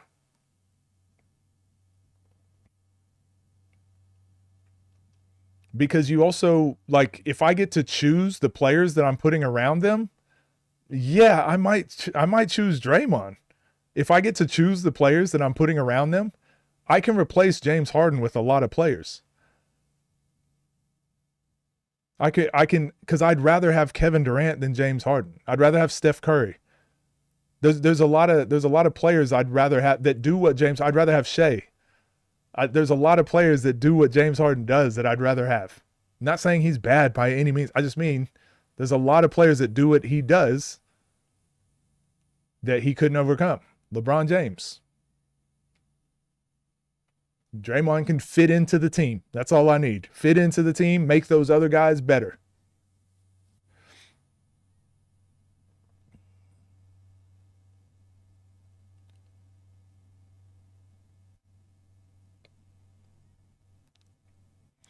I don't usually disagree. I just think those players are the same caliber. Wait, so Day, we can talk about this disagreement. What do you disagree with? Harden ain't that skilled? Who said that? If you're building an MVP player, we'd all make a James Harden build before a Draymond build. An MVP? Well, yeah, I'm not building an MVP player. Talking about winning, right? What are we talking about?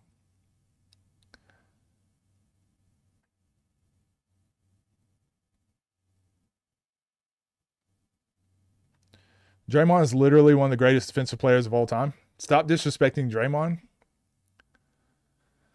Just because he's not offensively gifted doesn't mean he's not elite. I was just having this convo with my friend about Austin Rivers versus Draymond. I was saying there's barely any Draymonds, but there's 1,000 Austin Rivers. You're playing next to the player who defining this era. You're a really good player, but how much of that success is dependent on you, not the highest percentage? Do you think if we put James Harden on the Golden State Warriors, they still win?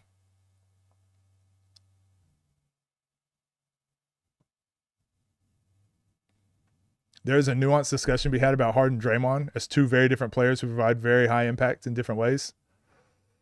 I know you could say this about any player, but younger Draymond was so much more skilled compared to how he is now. He's talking about 2K my player. Yeah. KD, Kawhi, Kyrie. Mind you, Dre had a triple-double while guarding LeBron in Game 7 of the NBA Finals. What are we talking about? Westbrook. I think Curry better. I love all those players. MJ versus LeBron. No, don't start that one. If I have a good team, then maybe Dre takes you over the top. Absolutely not. Yeah, Dave, what's your disagreement? What's the crux of your disagreement? You say you disagree with me. What do you disagree with me about? If I had a bad team, then Harden raises the floor more and ceiling more than Dre. Draymond was a star role player. Started as a joke, where people are actually saying that Draymond Green is a better NBA player than. No, we're having the discussion about it. I also think there are players that can replace Draymond. You guys only gave me two options, either Draymond or James Harden. And I tried to give arguments for why it's not as black. Like everyone's like, oh, James Harden easily. I'm like, well, what do we value? If we value winning, and I'm looking on paper and I'm a GM and I have to make this decision and I get to put other players also around the players, I'll probably take Draymond. It's a team sport. Yeah, everyone's trying to make it about one person's. Warriors never win without Draymond. Who's my GOAT? Jordan. What are we talking about?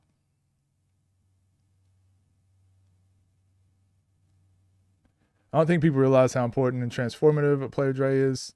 Most people hate Draymond, and I understand why. If I have a great team, it's possible that Harden doesn't fit and actually lowers our floor. They don't win without Draymond. My bad, coach. I'm responding in chat. Okay.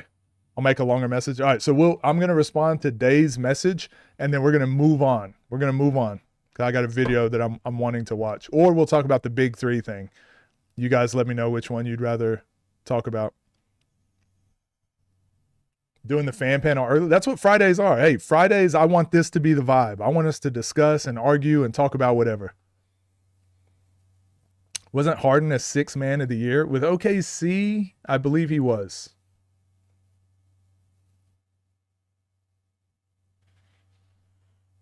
Is Braun number 2 to you? I don't really do. I just said Jordan, who's my GOAT. Jordan, T-Mac, people like that. I don't really do the GOAT debate. I think there's too many. There's too many. You don't have Jordan without Dr. J, right? You don't have without Magic, without Bird. So you don't get Jordan. If you don't have Jordan, you don't have LeBron and Kobe, right? T-Mac, those guys. So you don't have T-Mac and Kobe. You don't have Durant. So I just think that, I don't know. I'm not a huge fan of the GOAT debate. I think what Jordan was able to accomplish, I think I would, if I had to pick a career, I would like to be Jordan. Does that mean I would hate to be LeBron? Absolutely not. Absolutely not.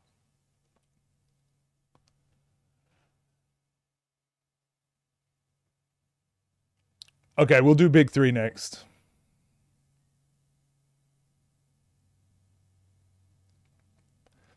So you have 4 Austin Reavers. Austin Reeves, who you piling?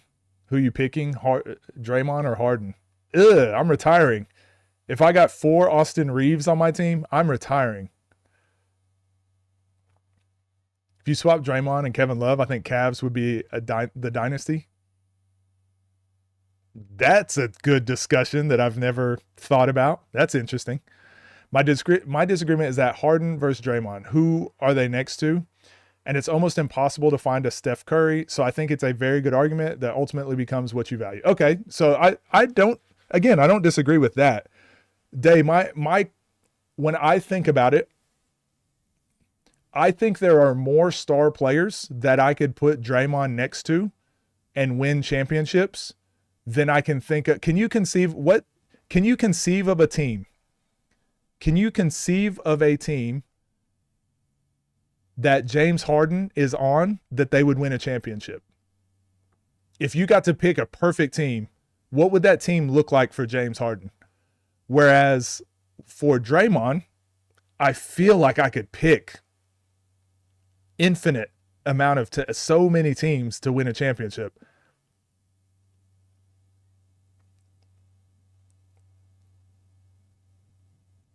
Caruso and who? Defenders? Jaden McDaniels. Shoot, they got KD, we got Jaden McDaniels. I don't think Harden is that skilled just because you can dribble and shoot threes. Jordan, Hakeem, and Shaq, some of the most dominant runs ever, for sure. I think we're done with that. We might be done with Dynasty. Well, I say that, and then we got OKC, but Wemby might be the next Dynasty.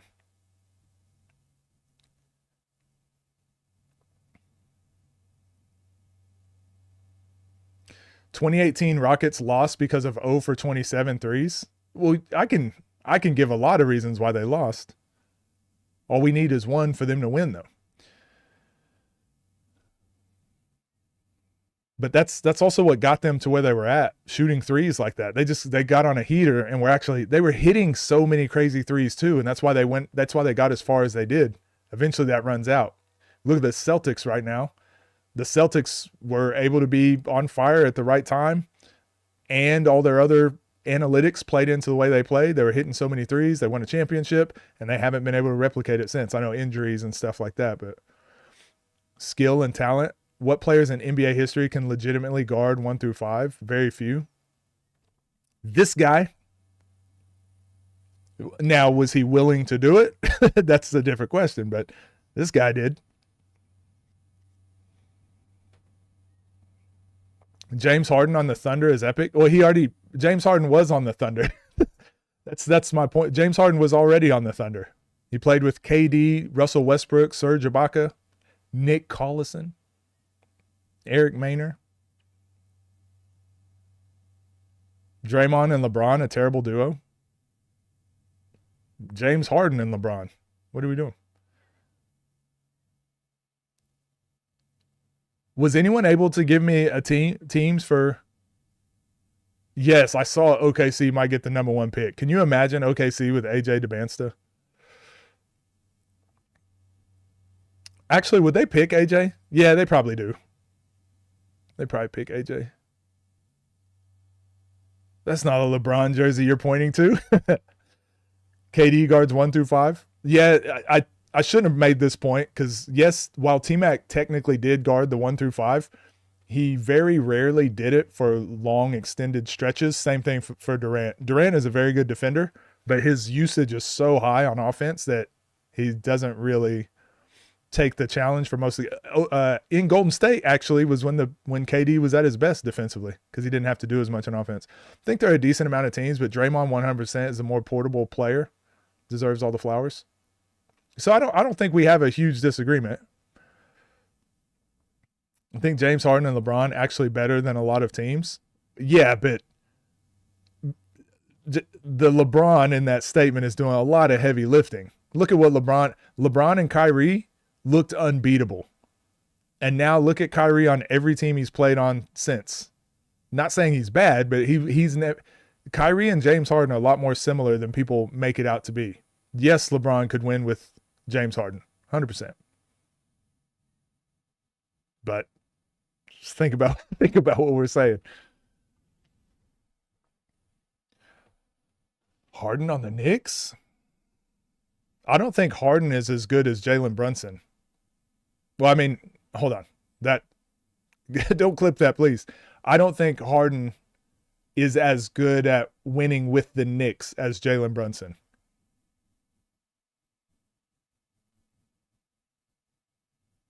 I think Jalen Brunson does what James Harden does, just slightly better. If we swap Luka and Harden in the 2024 Mavs team, I think they win that championship.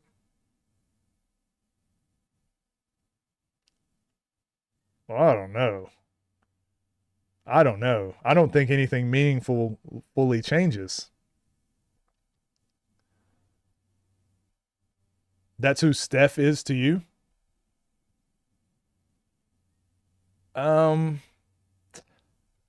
Maybe. That's a hypothetical we could explore. We just don't know. Like, we know what LeBron James is because he's gone to different teams. He's played with different stars, and he's done the same thing with everywhere he's been. We haven't seen that with Steph. Now, again, I think Steph is an all-time great. We just haven't seen it because we haven't had to. We haven't had to see Steph in a different element with different players. We just haven't had to see it. So for me to make an argument on Draymond based on Steph, that's tough. All right, let's move on. That was a good discussion. I appreciated that. That was fun. Airdrip, I don't know if you're here. I actually do need an editor. I need an editor for sections just like this. So there's a couple things I wanted to watch. The Big3 thing, I saw that B. Ellis did a video on it. Has anyone watched that video? If you have, if his video covers like majority of the content, I'd prefer to just watch that, because I don't have all of the. So I saw the Lamar Peters posts. I saw Steven Jackson's response. I don't know if there's more information that's come out. So if there's more information in B. Ellis's stuff, I prefer to just comment through that so we get all the information. If not, I'm happy to just discuss it separately. Blasphemy, be tripping. What do you mean? He went through Lamar posts and Big3 Instagram posts. Okay, maybe we'll watch that. Maybe we'll watch that. That might be a good way to cover it. Because again, I just don't. B. Ellis is on his I got something for this. Skip Bellis. He's being Skip Bellis. He's doing a lot of the talking. What do you call these? Drama alerts, drama pieces, maybe. I don't know. So if I don't have to dig through and get all the information, I can just watch someone else do it. Helps us out. So maybe he covered most of it, but he didn't watch the Steven Jackson video. Okay. All right, so maybe we'll watch that. We'll watch B. Ellis's video on this, and then we'll watch the Steven Jackson response as well. We'll add in whatever context isn't there. Golly. Turn your speakers down, by the way. For the whole intro. All right, we'll watch. So chat's wanting me to watch. We're going to dive in to the Big3. Snubbed again. Join the Big3. The Big3 Combine is a joke for YouTube basketball players. B. Ellis Unfiltered. Go subscribe.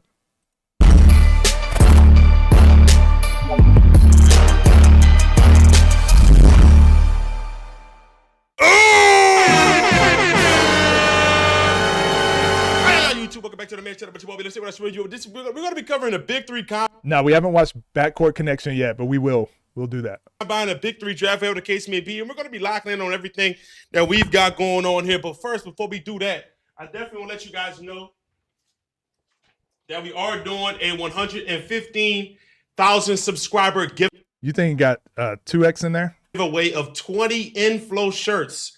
It's never fair. Love all war NBD shirts. We're doing a influence to win.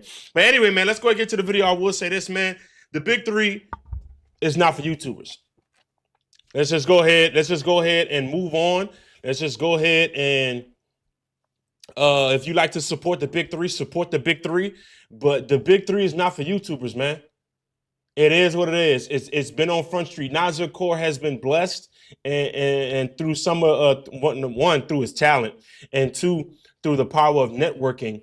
He got on that squad with Michael Beasley and Mario Chalmers. He had one hell of a year, and he was rookie of the year. And as a result, through his play and through his networking skills and through his talent, he has been able to be a staple within the league going forward. But yeah, we got to cover more Big 3 this year coming up.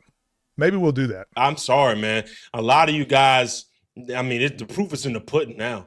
The proof is in the pudding. This league is not for YouTubers. This league is for retired NBA guys. This is for guys that may have touched the league a little bit and things of that nature. But we're going to dive into this and everything, and we're going to get a full understanding. But that combine means nothing. That combine don't mean a damn thing. That combine is just for publicity. So is he saying it's more about who you know than what you know? Chat, full circle. We just talked about this. That's all it's for, to get publicity for the draft. That's going to be later that day. It's the second year in a row that things like that has happened. Let's see. Let's go. I'm going to show you guys the full Big 3 story real quick. Give me a second. It starts off with this right here. We're just going to watch it. There you go. Just some normal drills. The school's right there. I will say, tryouts. Well, when we talk about tryouts, I have a lot of coaching calls where people ask me about tryouts and stuff like that. I will say, at tryouts, at places like that, I've been to, as a player, I did tons of tryouts. I went to a lot of these draft combine type things. I went to tons of this stuff. Now, as a coach and someone on the other side of it, I've been to a bunch, and I've ran a bunch of these. I've personally run a bunch of these and organized a bunch of these types of things.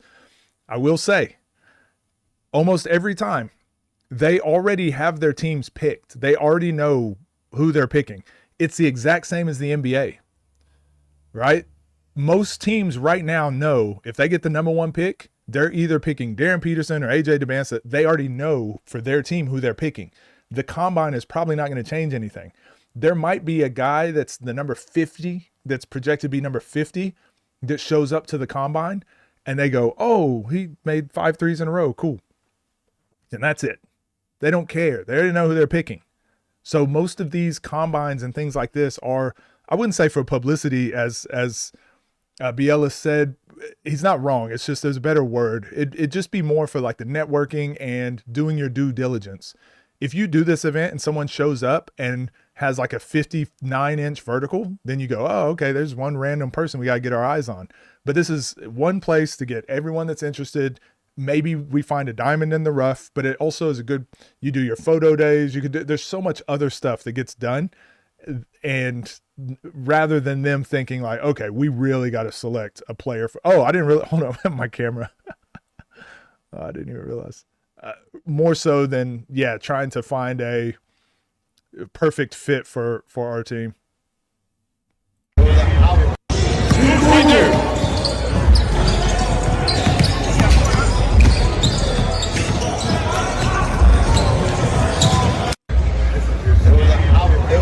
Got Nas out here chopping it up with Amir Johnson and Corey Brewer. I don't think Corey Brewer has social media, but Nas has cemented himself within that league based on his networking skills. And his first year, he showed out. And not only that, Nas's stature won't allow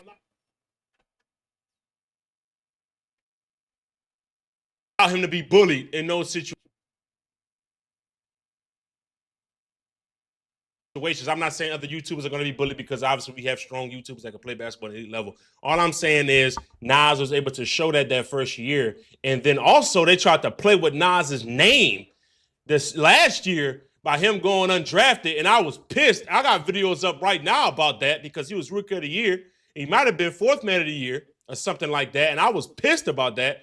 And then as a result, some traction came out about that. And then he ended up getting signed to the Detroit Amps, and then he played well with the Detroit Amps. I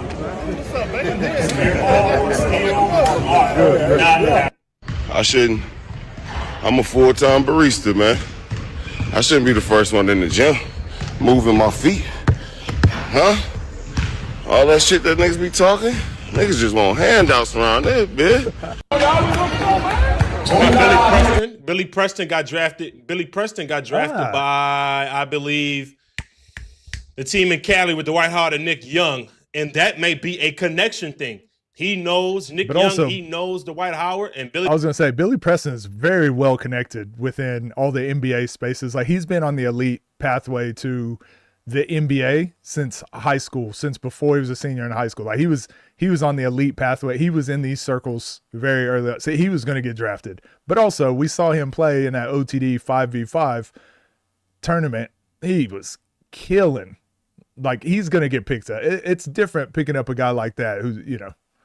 Preston was also a high school phenom coming up. And as a result, and his height, can't teach height. I think he may be the only guy drafted from the combine. There you go. There you go. He's the only one drafted from the combine? There you go. There's your diamond in the rough we were talking about. Right? Like, people probably, oh yeah, Billy Preston, like, yeah, I'd draft him, whatever, but I don't think he's serious. Hey, Billy Preston showed up to the combine. Wait, he was there? He's serious. He's locked in? Yeah, we're drafting him.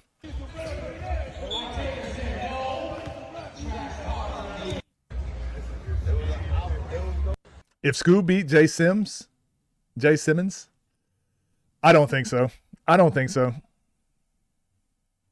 Raider Nation, what's happening? Q Myers here. I'm at the Big 3 Combine. Talk to Ice Cube, talk to the Hall of Famer Clyde Drexler, Nancy Lieberman, Steven Jackson. This is an opportunity for guys to make a team, continue to make. Oh, is that Tyler? That's Tyler right there. I just see the bleached hair. Got to be him. And the long sweat. Yeah, that's Tyler for sure. Money, play the game that they love. Spent the whole morning here. We'll tell you all about it coming up at 2 o'clock. Unnecessary roughness, not to mention, we got a deep dive into the silver and black. So Vinny Bonsignore will join the show. Jeremy Fowler from ESPN will.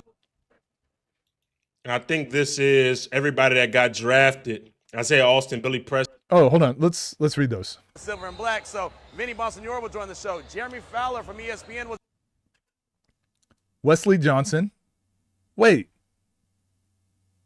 I feel like Wesley Johnson has he not already played in the Big 3? Quincy Miller. Okay. I think this is Dante Green. Everybody that got Elijah Stewart. Got drafted. Isaiah Austin, I thought, was also already in the Big 3. Okay. Isaiah Austin, Billy Preston. Andrew Barbosa. Yes. Leandro Barbosa, retired NBA guy. Chris Allen, Jalen Johnson. I feel like Leandro Barbosa played in this too.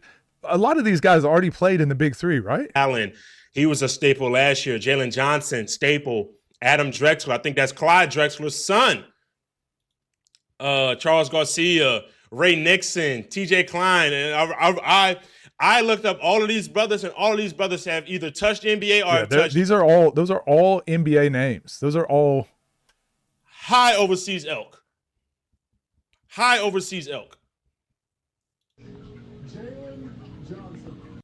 What's up, party people? Who you want to see today?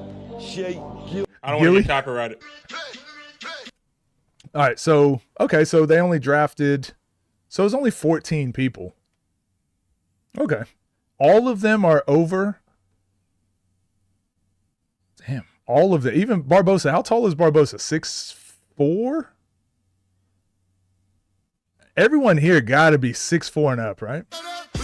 And this is the draft. You got some of them 6'10". Jordan McRae.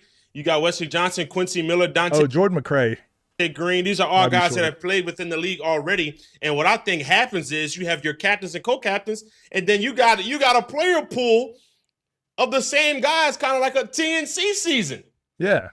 Or if Ballers Life does a draft as well, you have your captains for each team, and then you have the draft pool of the guys or retired guys that want to be a part of the league that year, and then they get it done.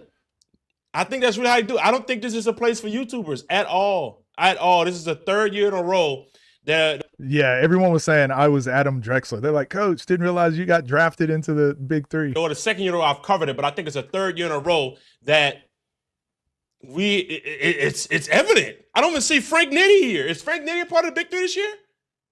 I would think Frank Nitty's a part of it. And if he is, I stand corrected. But like, this is just not a place for YouTubers. So like, I'm interested in getting to the I'm interested in getting to the comments, the Lamar Peters and the Steven Jackson stuff. So hopefully be able to shout out Nas for pushing the mold forward and getting himself some more chicken. That's really what it come down to.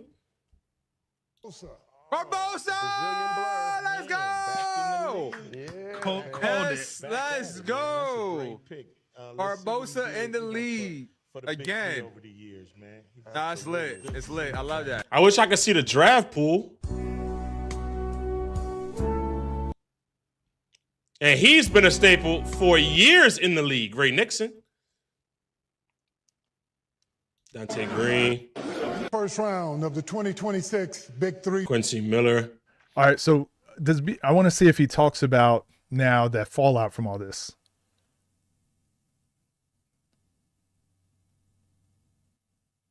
Damn, I don't want to skip through the video just in case I miss. I saw Bruce out there.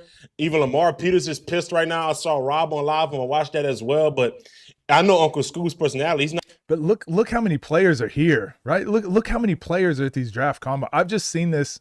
I'm telling you guys, I've seen this happen so many times in my career. If you are a player that doesn't have a connection to the organization, or you don't have a previous connection to a coach, like if a coach tells you like, hey, come to this combine, like you should be here.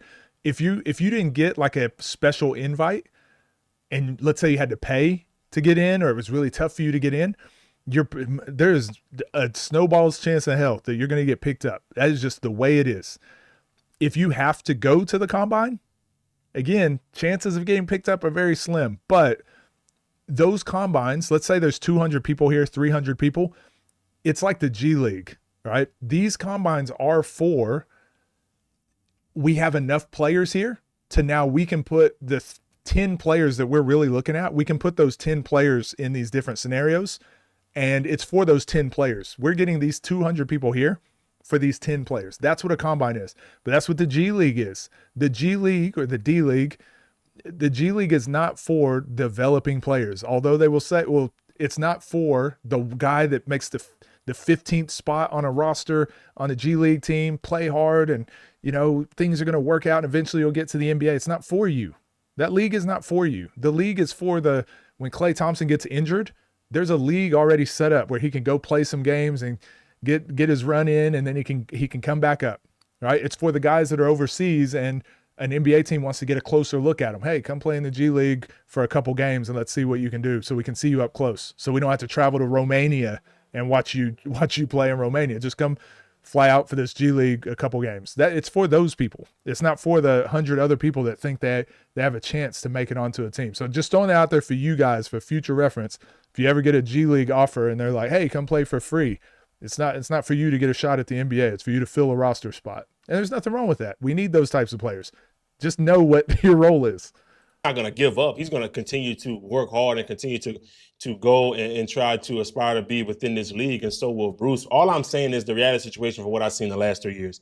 This ain't no place for YouTubers. If someone with an NBA skill set but no name walked in, would they still not get picked up? No, that's who the combine is for. The combine is for that person. So Billy Preston, NBA skill set, probably just rocked up. But, you know, he's got connections, got a name.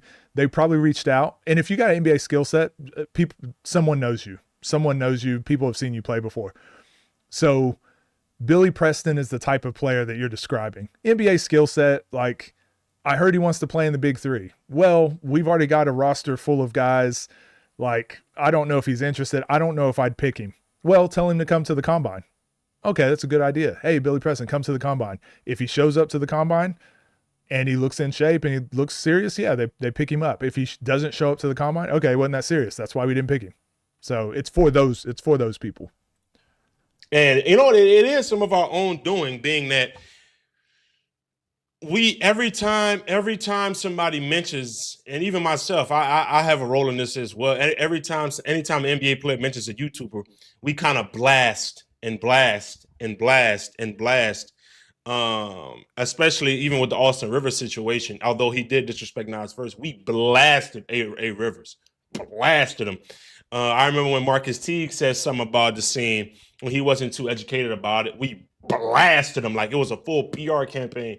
So I don't know if some of that, and you know what I'm saying, that goes viral a lot because I don't think that has anything to do with it. I understand what Bielis is saying here. He's saying maybe this is like blowback from the YouTube space. I disagree. I think these NBA guys and former NBA guys, I don't think they give two shits about YouTube basketball. So any comments or negativity they've heard from this side, they don't care. They don't care. Like Nas, they understand it enough because they've got Nas. They all respect Nas. Like they respect it enough. But again, Nas is the best 1v1 player on the scene. He is the elite of the elite. They've picked him up. But why would they pick up the guy under Nas or the next guy under Nas or the guy under that or the guy under that? They already got the best of the best. We don't need to go experiment with all these other players. So, and if you are going to be Lamar Peters, one of those guys, you probably got to show up and like show up to the combine. You probably got to do the Billy Preston thing. Show up and show them why they got to pick you up. Obviously, ball is like TNC off the dribbles covering it, and everybody's seen it. Obviously, Jaylen Brown's talking about it, talking about our scene. I mean, KD, Kyrie, they all talk about our scene all the time. It may leave a bad taste in some people's mouth pertaining to our particular sport just based on how we do things sometimes. You know what I'm saying? But I'm not saying I'm not saying the Big 3 is perfect. All I'm saying is that, you know, maybe we could be better in some areas so that our guys can get some of these opportunities like a Rob, like an LP, like an Uncle Scoob. You know what I'm saying? So, yeah, I don't think it's that. I understand what he's saying. He's right and he's wrong. He's right about just our PR and the way we do things in the YouTube space does need to just be better in general. But I don't think that's what's holding these players back. I just think that's something that we need to do in general. I don't know. Is that Antoine Uncle Walker? Scoob right here knocking down the shot. The only thing that I can see, that I see Pishon out there too. Pishon's right here. The only thing that can hinder Scoob in these situations is his size. But again, so you guys remember how I felt? I know I'm pausing this a lot. You guys know how I felt about Uncle Scoob the first time I watched him play. And again, because I am looking through the lens of a pro, scouting, professional level lens. That's what I'm looking through. And when I watched Scoob play the first time, I was like, this guy's trash.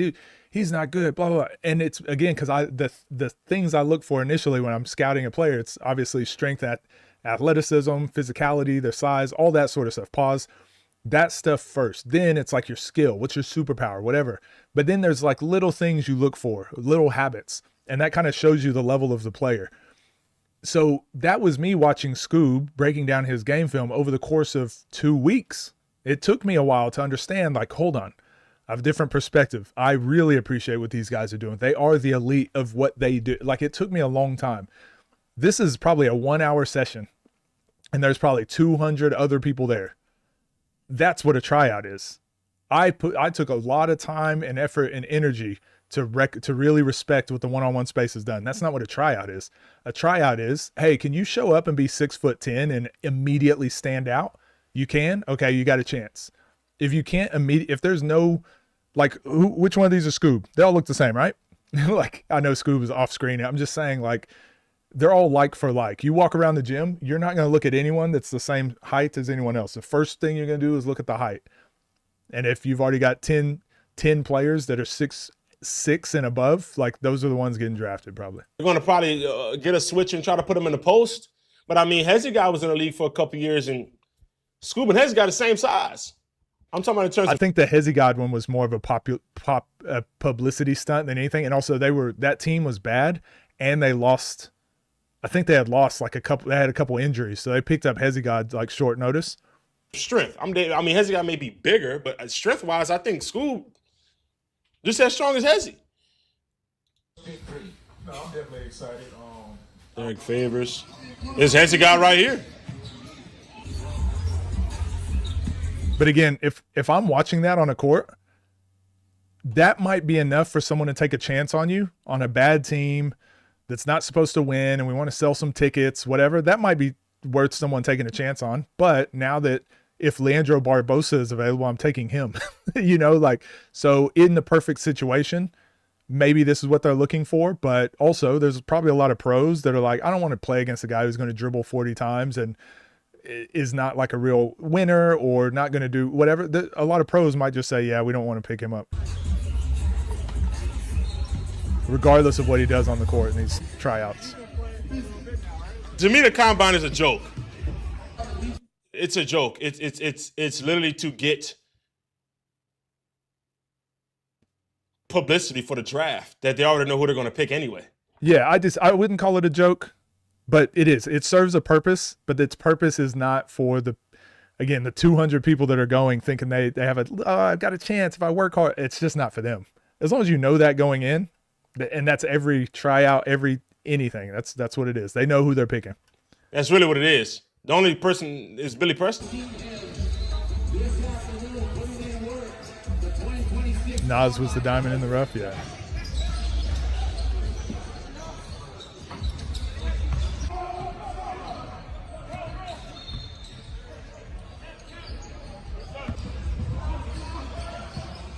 Got Scoop guarding Hezzy right there.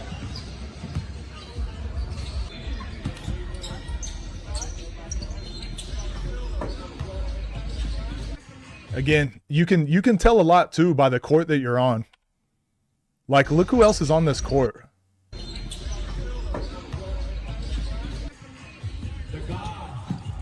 Got Tyler Hawkins right there too. Yeah, I knew that was Tyler. But look at who else is on the court. If you're at one of these tryouts, like typically they'll start moving people around. And they'll be like, hey, we need to see you on court one. Oh, yeah, get him over on court one. Hey, you guys go down there. Yeah, there's a lot of that. So watching Hezzy God cook people, it's like, that's fine. But again, we got to see him against Billy Preston. We got to see him against those guys that are on that court one that they're really looking at. Played a couple ball his life, and he was on TNC League.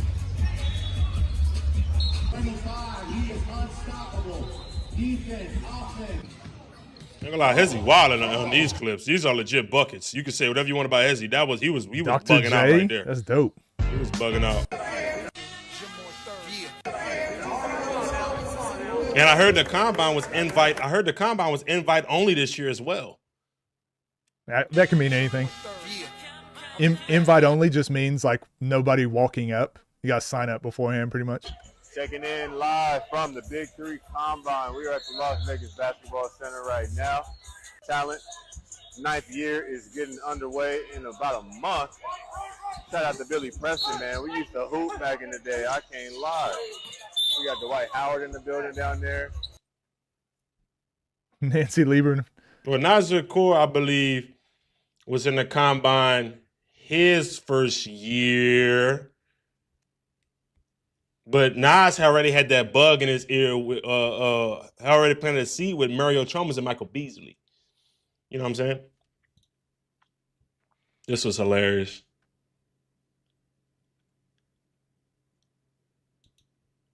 That was Tyler Hawkins going against Pishon.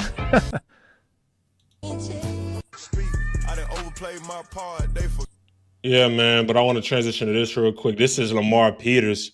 I'm thinking. Right. So this is what I wanted to get into. Lamar Peters was told by Steven Jackson that he was going to pick him up and he was going to draft him in the Big 3. And this is where that didn't happen, because I also seen a post from Lamar talking about his schedule and his bookings, and it was a huge chunk of it that was the Big 3 schedule. So I think he probably had conversations with Steven Jackson and he felt like, man, I'm gonna get drafted to the Big 3 this year. It's up. And it turns out that didn't happen.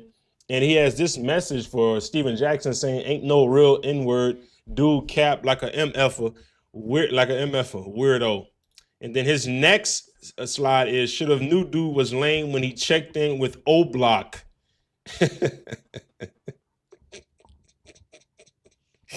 Hilarious. But I'm guessing that Steven Jackson made some promises to Lamar Peters, and those promises didn't come into fruition at all. And as a result, Lamar took it to social media to talk about how he felt about it. But all right, so hold on. Let me check. I think I have more photos. So maybe he didn't have the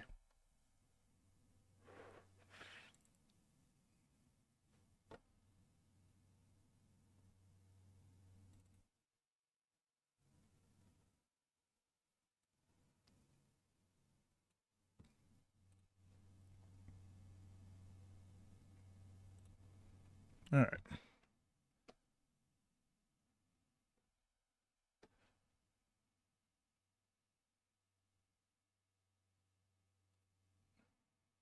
So you guys can see this, right? So maybe he didn't have all the, but this is what I saw. This post from Parking Lot P. But you ain't no real one. You played in my face, made promises you couldn't keep when I could have pulled up and handled my business on the court. You flaw. You told me no need for combine. I would be your first pick. That's lame. This is Steven Jackson to Lamar Peters. I'm drafting you with my first pick. He say they will send it then. And then, oh, so this is the clip. So I guess LP showing clips. My Lord, tell him don't call you now. You're already spoken for. This is tough because I'm reading this. I look at it and I go, I can't tell if that's like, oh man, you cold. Tell them not even to pick you because I'm picking you. Like, you know, I can't tell if that's like, no, actually, I'm 100% picking you. Right. So that one, all right, not going to go too harsh on that, but there's definitely more. This is stack new line. Yo, you get contract and email. Not yet. They say it was sent. An invite. To me, an invite is an invite to that is the invite to the combine, right? You got an invite. Oh yeah, I got that, signed it. I thought you meant actual contract for the team. So I think there's a miscommunication here, Lamar thinking the contract was for the team, whereas Steven Jackson is like, an invite for the combine. And then he said, you will get that after I draft you. Bet, let's do it. Okay, so again, so far, a little bit of miscommunication, but it's not like, I wouldn't say there's anything here that's worth like setting off. Hold on. I don't know what. Let me do this just in case. I don't know what other photos I have.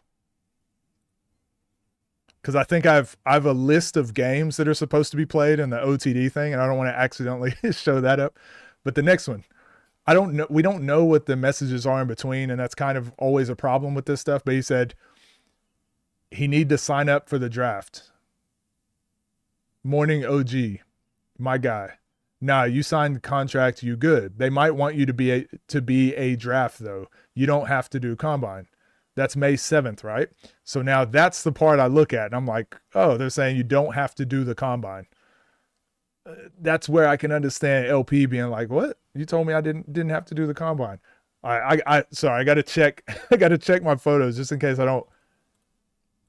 All right, cool. All right, just making sure I don't. I had to see what photo was next. Yes, so that photo is coming up where I got some unreleased games of the OTD Elite thing. All right. Yeah, push VG. It's G. They want them bum A N words. Have at it.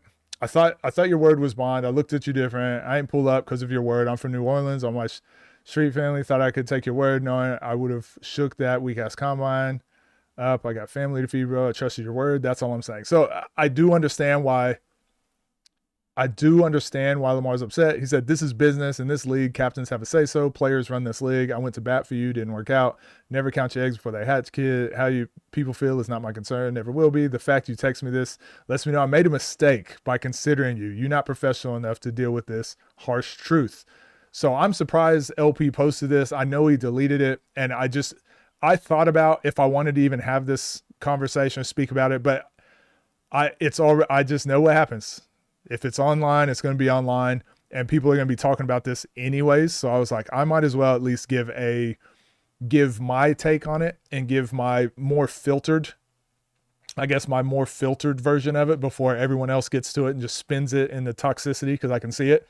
I understand why LP was upset. I understand why Steven Jackson didn't select him. You know, if Leandro Barbosa or someone comes available, you do that. But at the end of the day, I do think Steven Jackson shouldn't have said you don't need to come to the combine. But also, I feel like Lamar, now that we know what we know, looking at that combine, he definitely should have gone. But let's check this out. This is Steven Jackson's response to what all those comments and posts that you just saw of LP. Morning, world. I just don't be understanding you niggas, man, who be raising you niggas. So, y'all know I gave Frank Nitty and Hezzy Guard the opportunities to come in a Big 3. Drafted Frank Nitty a couple times. I tell Frank Nitty every year, bro, if it's a spot, if I can draft you, and it's not nothing that we need that's better, I'm going to draft you. All you got to do is ask him. I tell him that every year because I want to continue to give him opportunities. Because a lot of these other teams and players ain't going to give street balls players opportunities, right? So I do it. I don't know this cat Lamar Peters. Never met him in my life, y'all. He wasn't on nobody's draft board. Listen to me. He wasn't on nobody's draft board. I reached out to him and told him, I said, bro, I'm going to draft you. I'm going to draft you. We got 2 picks. I don't know why our first pick going to be. I'm thinking we're going to have a mid-first round pick. You dig what I'm saying? I'm going to draft you. I'm going to give you an opportunity to Big 3. This is exactly what I told him. Called him and all this shit. I did tell him that. Draft night come. We get the second pick. It's NBA pro, a champ, well-known. This is Leandro, probably the best right? player in the draft is available for us to get at the second pick. In the Big 3, the captains have a say-so, at least with my team. Maybe that's why I have the most championships. But my players have a say-so. We was able to get an NBA champion at our second pick, and we didn't draft Lamar. That was a business choice and a smart choice. And him and all his millions and whoever mad, I don't give a fuck. You're not ready to be a professional, bro.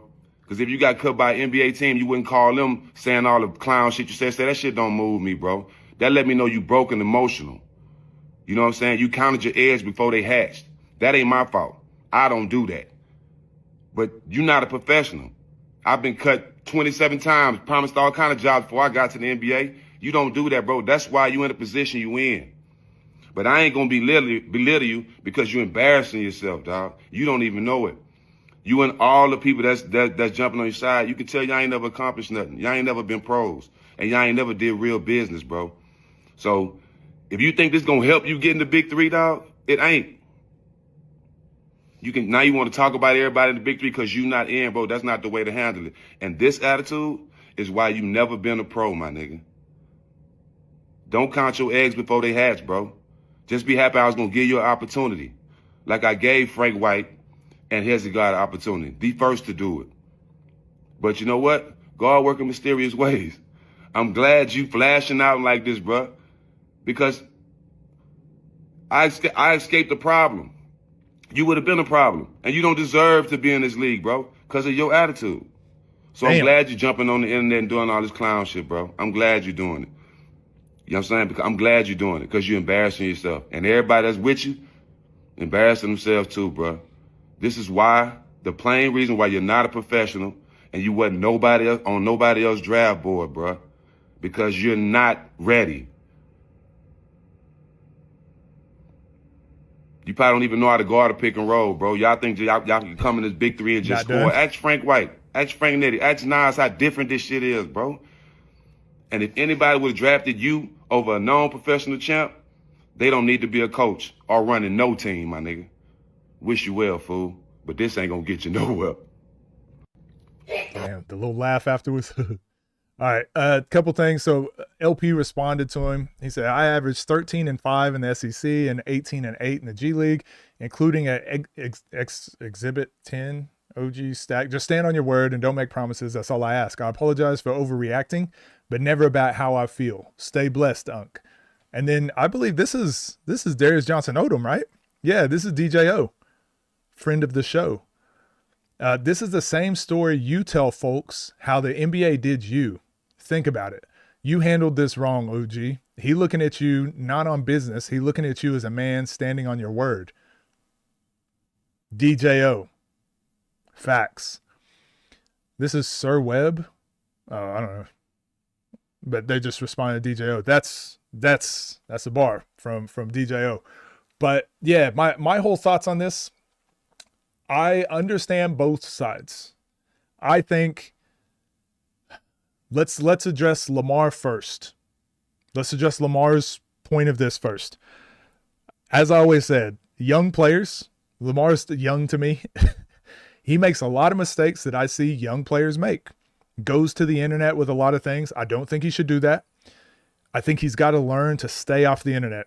Stop listening to internet people, but also stay off the internet yourself, like especially when you're frustrated. Jaylen Brown just did this the other day after losing in the playoffs. Just stay off the internet.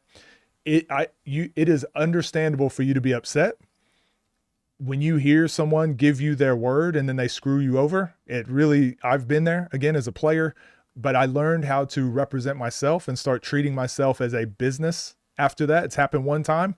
Okay, it's like fool me once, shame on you, fool me twice, right? Shame on me. LP, use this as the fool me once. Okay, you got fooled. Don't take people at their word, especially in business. Now, you look at it and you go, okay, this guy wants to draft me. He said I don't need to go to the combine. I'm going to show up anyways because I want to get opportunities from other teams and other coaches. It's better to get more offers than just one person giving you an offer and saying do this, do that. Because Steven Jackson's always going to make the best decision for himself and his team. So you should put yourself in the position to have multiple offers. Because I'm just telling you guys, in the real world, what just happened to Lamar, this is going to happen to you over and over and over. This is why you can't take business personal. Now, I understand why Lamar's upset, because as a person, if you tell me not to go and I take you at your word and then you screw me over, again, fool me once, shame on me. But I'm still going to be mad at you. But this is how the real world works, and this is where Lamar now use this example when you're dealing with people going forward. Just their word isn't good enough. Hey, let's get that. Can I get that in a contract? He just said he sent you an invite, and then he said you'll get a contract after he signs you. You can't really, kind of like what Steven Jackson said, you can't count your eggs before they hatch. You can't just assume it's all going to go well. I need that in writing. If you're going to sign me to a team, sign me now. And if he says, no, like we got to go through the whatever first, it's like, okay, well, you need to start doing other stuff to make sure you have something else lined up just in case this falls through.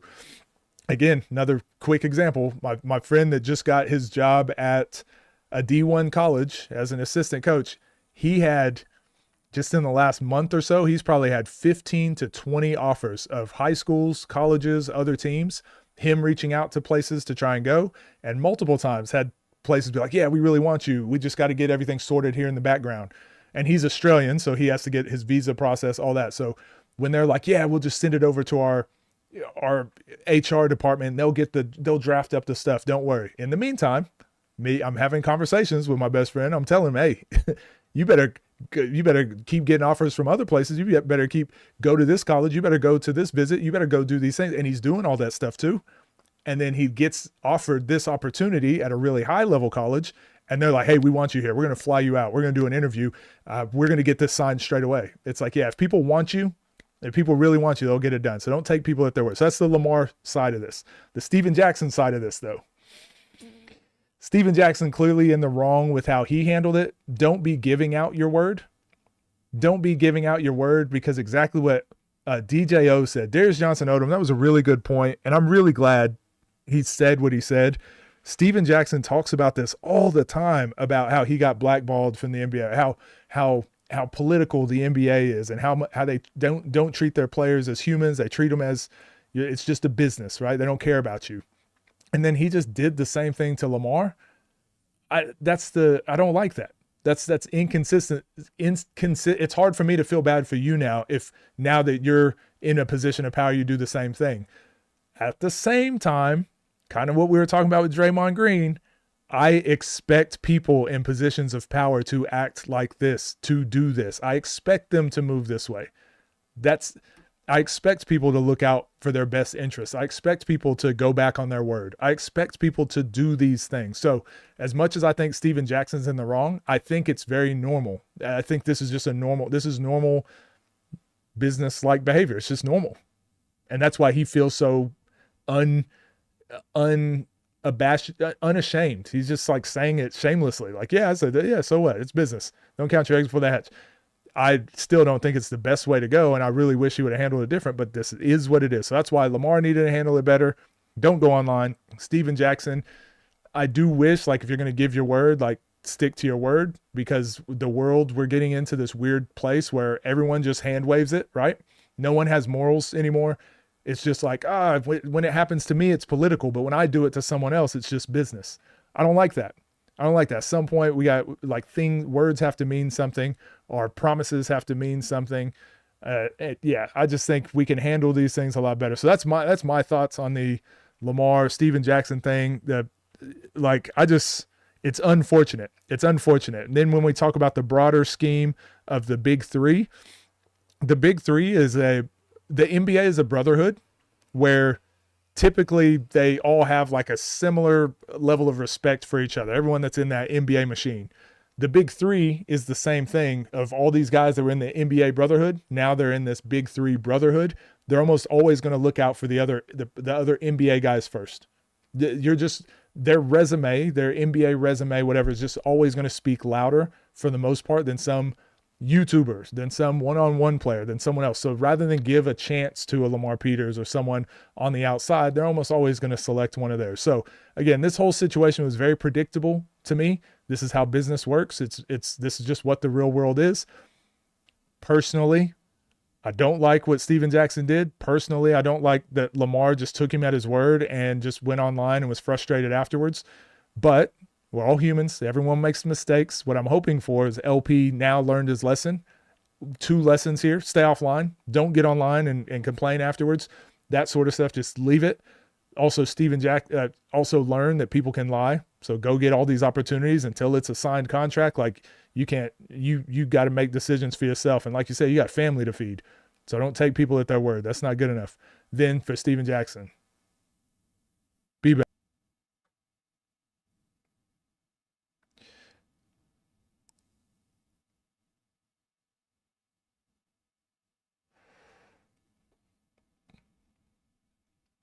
Sorry that sometimes my stream cuts out. It's almost this time every single day, isn't it? Where it cuts out for a second. Good old late stage capitalism. Elite bigwig stuff after crying about it his whole career. Got to go check in with 9-year-olds now. Yeah, I don't think race comes into it. I understand what you're saying, Shamar, but this is a larger issue than even race. This is just more like a people. This is just human nature. When you become what the saying, it's like ain't no fun when the rabbit got the gun. Yeah, Steven Jackson is now in a decision-making position. And now he's realizing, oh, so all those people that were making decisions about me and my career, maybe it wasn't always personal. Maybe it was business. I get it now. So I'm not going to judge him too harshly on not understanding that. But now that you are in that position, you should be able to understand how Lamar would feel or how other people should feel because you felt the same way. So you're the only one that has the perspective of both sides. You're the only one with the power to like fix this whole situation. But instead, he just now he's just pushed it off onto Lamar. Now it's going to happen to Lamar.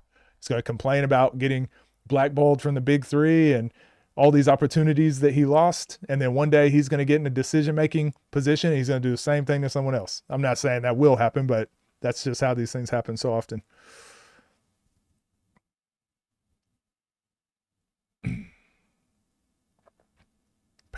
Absolute power corrupts absolutely. Mike Tyson, Don King. I think Steven Jackson just should have told Lamar he's willing to draft it. Yeah, the way he addressed it should have been different. But we live in the world where he had already said the thing.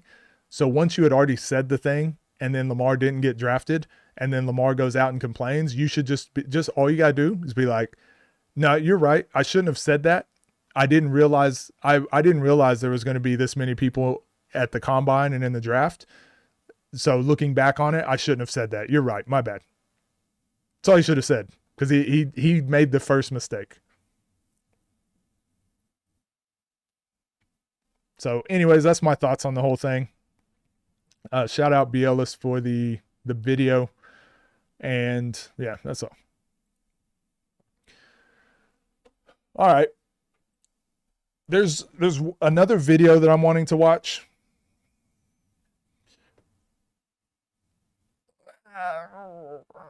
It's my best dragon impression. I feel OP, but it is what it is. Keep it pushing. Yeah, hopefully that motivates him now to do other stuff. I've been in those situations. Like I said, I've been in those situations. That's happened to me. My second year overseas, I think I've told you guys this. My second year overseas, my first year I didn't get paid. Second year, I started getting paid okay. But then I knew my worth by then. And I started, like I said, I represented myself. So it was a learning curve of understanding what I was worth, what I could demand in these conversations, and all of that. My second year overseas, I started reaching out to other teams, other coaches, other leagues, and just to represent myself and just to see what I could get. And I actually had a lot of people reach back out and be able to offer me way more than the current club I was playing at. So I started looking at these other offers and I was like, wow, okay, that's what I should be getting. So I started seriously considering these two other clubs. One was in a different league. The other one was in the same league. Actually, I guess there was three. So there was three different, there was one in the same league and then two different leagues that I was looking at. And the offers that they were offering me weren't even close to what I was getting currently. So what I was doing was building up those offers, having negotiations with those three teams. One of them fell off. So then it was just between two teams. It was just between two teams. This is where I'm going to go. And what happened in that time while I'm having those conversations is the club that I was currently playing at signed their imports, signed two other players behind my back. Well, they were in negotiations with other players because they didn't want to have to, they knew I was going to ask for more money. So they started having conversations with other players and they actually signed two players. You can only have two imports in the league that I was in. They actually signed two imports without telling me. So season wasn't even over yet. And they had already signed their two guys for the next year. Even though I was like runner-up MVP, I was like up there. They just knew I was going to be asking for too much money and they couldn't afford it. So rather than tell me that, they did what they could do to cover their behind first. And then I signed with one of those other teams that gave me an offer. And I was like, yep, I'm going to go there. So in my head, I'm like, damn, I feel bad. Like I'm leaving the team that gave me a chance. And, you know, I haven't even told these guys yet. How am I going to break it to them? And then so I went to I asked the president, I was like, hey, can we have a meeting? And he's like, yeah, of course. And so we go to his office. It's him and it's like a couple of the other people that run the club. And I'm like, hey, I just want to let you guys know, like, I really appreciate what you've done for me. I love to hear blah, blah, blah. And I'm like, but I did get a really good offer to go to this league and this club. So I'm going to take it. So next year I'm going to be going somewhere else. And they're like, oh, okay, that's awesome, man. Like, glad to hear. Like, yeah, that's great. And then we just left the meeting. And that very next day, they announced their two other players. They announced the other two players, and we still had like a couple games left to go in the season. And it was just like it was like a stab in the heart. Not because it was just like an emotional roller coaster of like, damn, they were about to just kick me to the curb. They were about to just get rid of me, but they weren't going to have the conversation until season was over. So the fact that I announced it, that was their way of showing like, we don't care that you're leaving. We already had something else lined up. So I did the right thing, and I'm glad I had that other offer. But I'm like, had I not been advocating for myself and having these conversations on the side, that could have been the end of my overseas career. Just because what if it got too late? What if I got depressed from that? And then I just went back home for a couple months, because I see this happen all the time. Someone gets cut from their team, they go back home, and then eventually just like, oh, I'll end up going back out there eventually. And then now you haven't played in a year. They're signing people that are still playing. They're not going to sign someone that hasn't played in a year. So anyway, I just want to share that. That was one of the biggest lessons for me in business and just how the real world works. There's nothing wrong with negotiating and having multiple things going at once. Whoever gives me the best offer, I'm taking it. And I always tell that to kids, to players. Go try out at a lot of places. Don't try out at one place, because if they don't pick you, you're screwed. Go try out at a bunch of different places. And then take the best offer. Take the place where you want to play the most. The best one that takes you, go there. And a lot of coaches won't say that. A lot of people in life won't want you to go do those things because they want you to stay here. No, just try here. And that's what Steven Jackson did. No, don't even go to the combine. I'm already going to sign you. Because if you go to the combine, other people get to sign you. Other people get to look. No, don't even go there. I want to sign you. I would have been like, no, you need to go to the combine. Because yes, I want to sign you. But look, if I don't sign you, maybe someone else will. That's how I wish business was done more often. It's just not. Do I coach AAU? Kinda. I help a little bit. Now I'm doing so much more of this. I don't really do as much coaching at the moment. I do want to get back into it, but this is kind of taking over. So I want to make sure my YouTube stuff, I get all that settled, and then eventually I'll get back into coaching. LP doesn't have an agent at this point or a team who handles shit like this for him. He needs something. He needs some help for sure. Say less and just move differently. Yeah, it's a learning experience. Like I said, these guys are young to me. I've made all these same mistakes they made. I was just fortunate enough to make them a little bit earlier in life and learn them then. You should be grateful I'm even giving you the opportunity. I know, that was crazy. They ain't care about you? No, they didn't care at all. Steven Jackson doesn't know LP, so y'all should have known how he would react. Yes and no, right? Like Aunt Mark, I don't know you. I don't know you, but if I told you, hey, like, don't even worry about it. Like, show up to stream tomorrow. I'm going to stream tomorrow, but you know what? I'm going to give you a subscription for free. And you're like, oh, okay.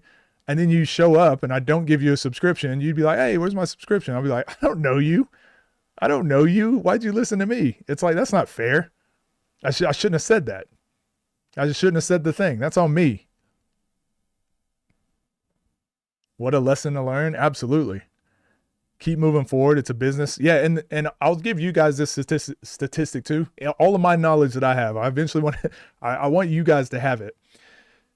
It is better. So that what we've been told in life is be loyal, hang around somewhere your whole life, like be loyal to the business. They'll be loyal to you. If you actually look at the statistics, you look at how economics works, you look at how people progress in their industries. The best way to progress in your industry is actually just take lots of different job offers, but just keep one-upping the previous one. So rather than stay at one business for 10 years, it's better to have like 4 or 5, if you can get to 4 or 5 different jobs in that career. Now, that doesn't mean just leave just for the sake of leaving, but if you're working at McDonald's, you should, and let's say you're making $5 an hour, you should contact Burger King down the street and be like, hey, are you guys hiring like for $6 an hour? And if they'll take you for $6 an hour, you go there. And you go look at McDonald's and you look at Dairy Queen and you look at Baskin Robbins. You're like, hey, $8 an hour, anyone? No one? Okay, I'll stay here. Then someone finally puts out an offer for $10 an hour. You're like, I'm going $10 an hour. That loyalty, it's dead. You keep moving, keep progressing, keep putting yourself in a better situation. So I should cheat on my girl? Thanks, Coach. Yeah, absolutely. That's definitely the lesson. Thinking of starting a developmental program, any advice? Of what level? What level are you trying to help? Teams will always choose themselves. We see it in the NBA when betting yourself without leverage goes like that. Netherlands do it. Yeah, 100%. Every 1 to 2 years, you should be leaving for a better contract. Makes sense. Makes sense. Speaking of Swift Hoops sent me this video I was wanting to watch. We didn't get, I wanted this to be the first thing we got to today, but we'll watch it now. But this is EGT Basketball Exposed. As you guys know, with my angry rants in the morning talking about skills trainers and stuff, I think this is going to be one of those. And I haven't seen it. This was 5 years ago, so I'd like to watch this. Oh, brother. Another job was 78K, and the job he's at 55, and they did not counter. Tried to say he was family. Yeah. Saying I'm family, don't feed the family.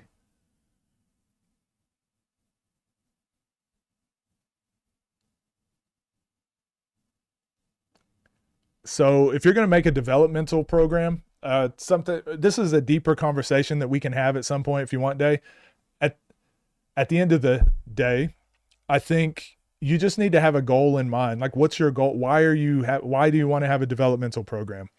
So the thing I see that goes wrong for a lot of people that are putting together programs is like their goal is to make money. Their goal is to coach college. Their goal is to do something else. If your goal is to educate kids, to teach kids, to develop them, then it's pretty easy to put a program together. You just keep putting better things together as you go. But if your goal is to make money, your goal is to, you like to Pun intended. Yeah. At the first thing I'll start with asking you is like, what's your goal? What's your actual goal? And then once you have your goal, then it's easier to flesh out those ideas. So we can have a conversation at some point if you want. Cheese mad because I got motion. Make it a nonprofit. Okay. Well, then you're in a really good position to actually, I always say, do what's right for basketball, do what's right for the players. If you don't need it as a job, then that already puts you ahead of a lot of people. That's the whole reason most of this goes wrong, is people try to monetize it too quick. So yeah, we need to have that conversation at some point. But I want to get into this now. New TNC vid dropping. What is that? No, we need to watch Keem's showcases too. Also, I might stream this weekend. Maybe. We'll see. I'll let you guys know in the Discord, but all right, let's watch this. What's up, gang? Hope you're doing well. Swift Hoops, the leader in rankings in sports, sent me this Swish Talk video. We're gonna like, we're gonna subscribe, but this is EGT Basketball Exposed. This has to stop. Wind Breeze TV, thank you for the $5. Dropping wisdom. I appreciate you. We're going to watch this. I see these all the time. These types of scammy basketball training services. So I just want to watch this, and hopefully they yell at them so I don't have to. If we want to make more money, we just add a new product and so on. Elite Guard Training, one of the largest basketball skill development channels on YouTube with 400,000 subscribers. Deep Game.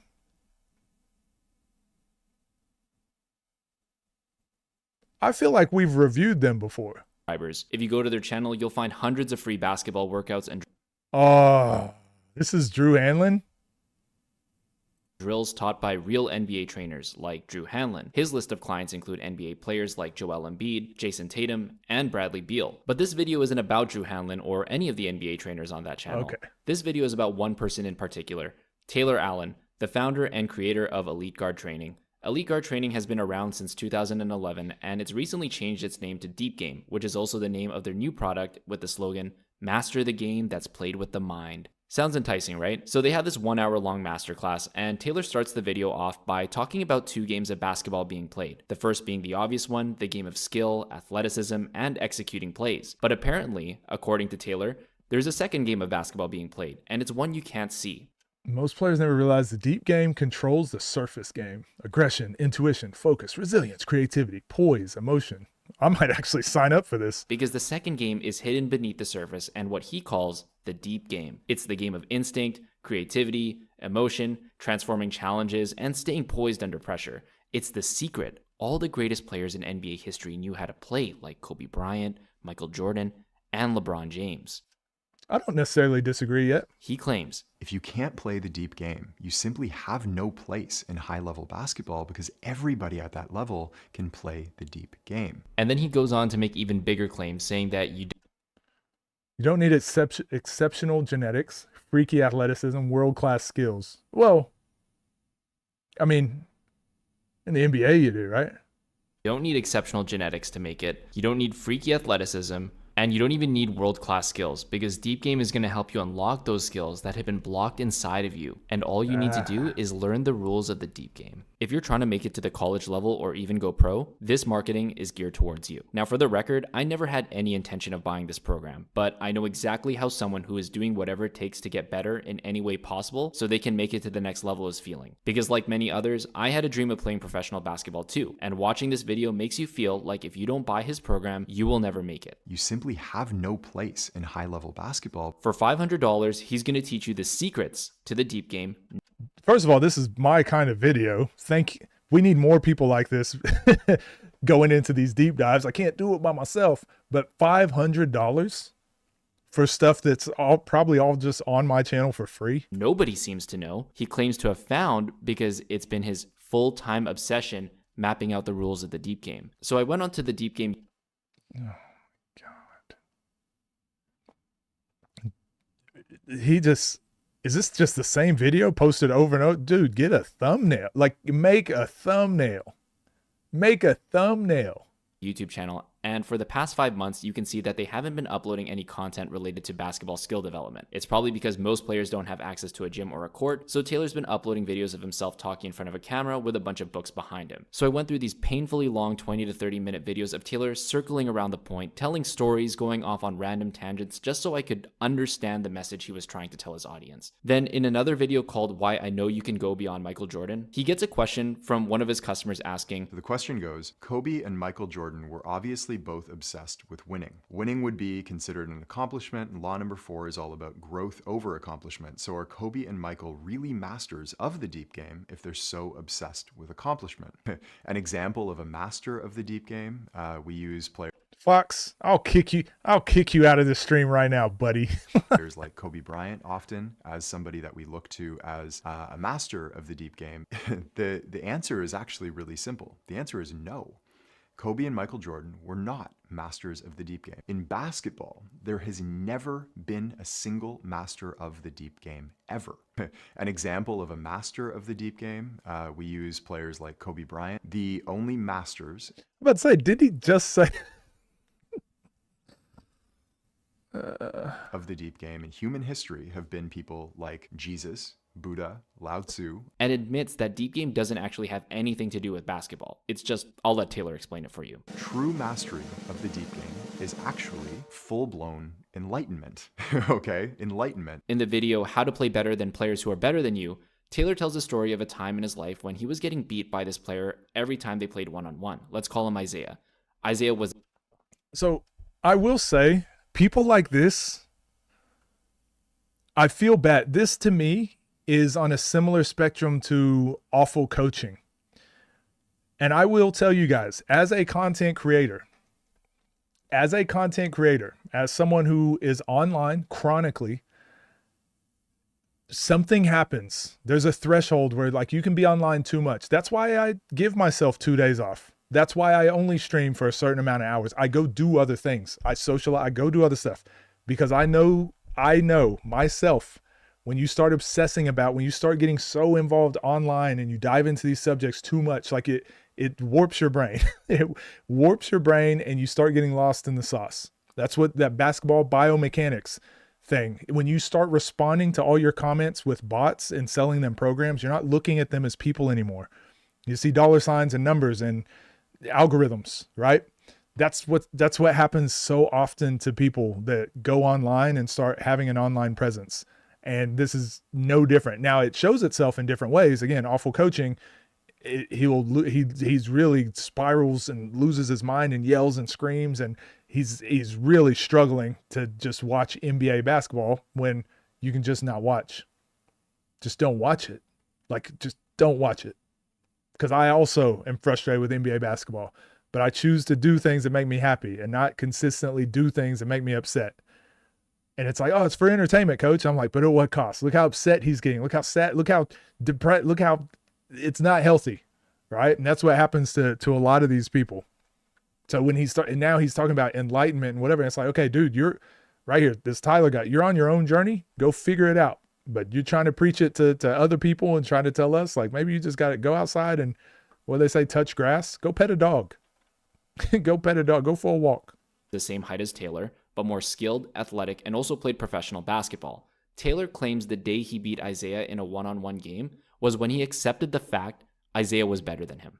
It occurred to me that the only reason I was able to beat him is because I had fully accepted the fact that he was better than me. What? In a video called The True Secret, his message was, do what's necessary. In his video, The Real Secret to Becoming Clutch, the message was to stop fearing failure. Just vague motivational quotes that you could have found on Google Images in 10 seconds. Yet, he's charging $500 for this program. For Taylor to tell you the reason why other players get so good using elite guard training and make it to the next level was that they meditated with a basketball and read while they brushed their teeth is deceiving and lying. Number one, you sit down with a basketball in front of you and you focus all of your attention onto the ball. It's kind of like this bicep curl for your brain. But if you want to play at the highest levels of basketball and really find out how good you can actually be in this game, like truly realize your potential as a basketball player, then you will treat meditation in the same way as you treat your skill workouts and your performance workouts, meaning it will be a mandatory fundamental. Now, also, I'm never going to be the guy, okay? I'm never going to be the guy that says, you know, if you never played at a high level, you can't talk about high level basketball. I'm never going to be the guy that's like, oh, if you didn't do this, you can't do this, right? I don't like the gatekeeping. But I do think a little bit when it comes to like strength and conditioning, when it comes to whatever. I do think there's a threshold. I think there's some level where it's like, if you're going to be telling other people how to be the best in the world, and even these best in the world, elite best in the worlds, I think he's talking about being the best in your workouts. Like, you want to see some of that work in the person that's preaching it too, right? I don't know. Do you guys feel that way, or is that just me? Like I said, I know some, like you look at Greg Popovich, and I'm like, I don't even know if he can dribble a basketball, but he's one of the best coaches of all time. But it's because he can just prove it in the things he's saying. But if you're someone like this, it's just given a lot of that pseudo intellectualism that we talk about. You gotta look the part. You gotta look like a hooper. You gotta show me that how this relates to basketball somehow. Otherwise, I can't stick with this, buddy. Part of your training approach. The problem with mindset programs, enlightenment courses, meditation retreats, whatever you want to call them, is that they provide you with zero tangible results. The results are abstract and immeasurable. As a basketball player, you know your game is improving when your stat averages are going up. You're scoring more points, getting more steals, setting your teammates up with easy buckets, and most importantly, helping your team win more games. Why do you think legitimate NBA trainers like Drew Hanlon post his client stats on his Twitter? Because that's the only way he and his players truly know that the work they're putting in the gym is working. If Joel Embiid's stats are going up, what they're doing is working. If the numbers are going down, then they know there are things they need to work on. It's as simple as that. And FYI, Drew Hanlon isn't even with Elite Guard training anymore. He's moved on and continued his work with Pure Sweat Basketball. When you visit his website and go through his products, you won't see meditation for basketball. All you see is training material, drills, and workouts that will directly affect your performance on the basketball court in real games. He even tweeted this: "What do you call trainers who don't work on things players actually do in games? Clowns." So explain to me, how is meditating with a basketball going to increase your averages in any of these categories? He knows you're a serious player doing whatever it takes to improve your game, and you will stop at nothing to be the best you can possibly be. Taylor is willing to sell you a program you don't need just to make more money. And if you don't believe me, I came across Taylor's old Vimeo account from 2009. On it was a video titled Video for Dan. Who's Dan? We may never know. But in this video, Taylor... Who's Dan? We gotta find this Dan guy. Taylor reveals his business model and how it generates money. I'll let Taylor explain it to you. As you can see right here, we have all our front end products, and then, you know,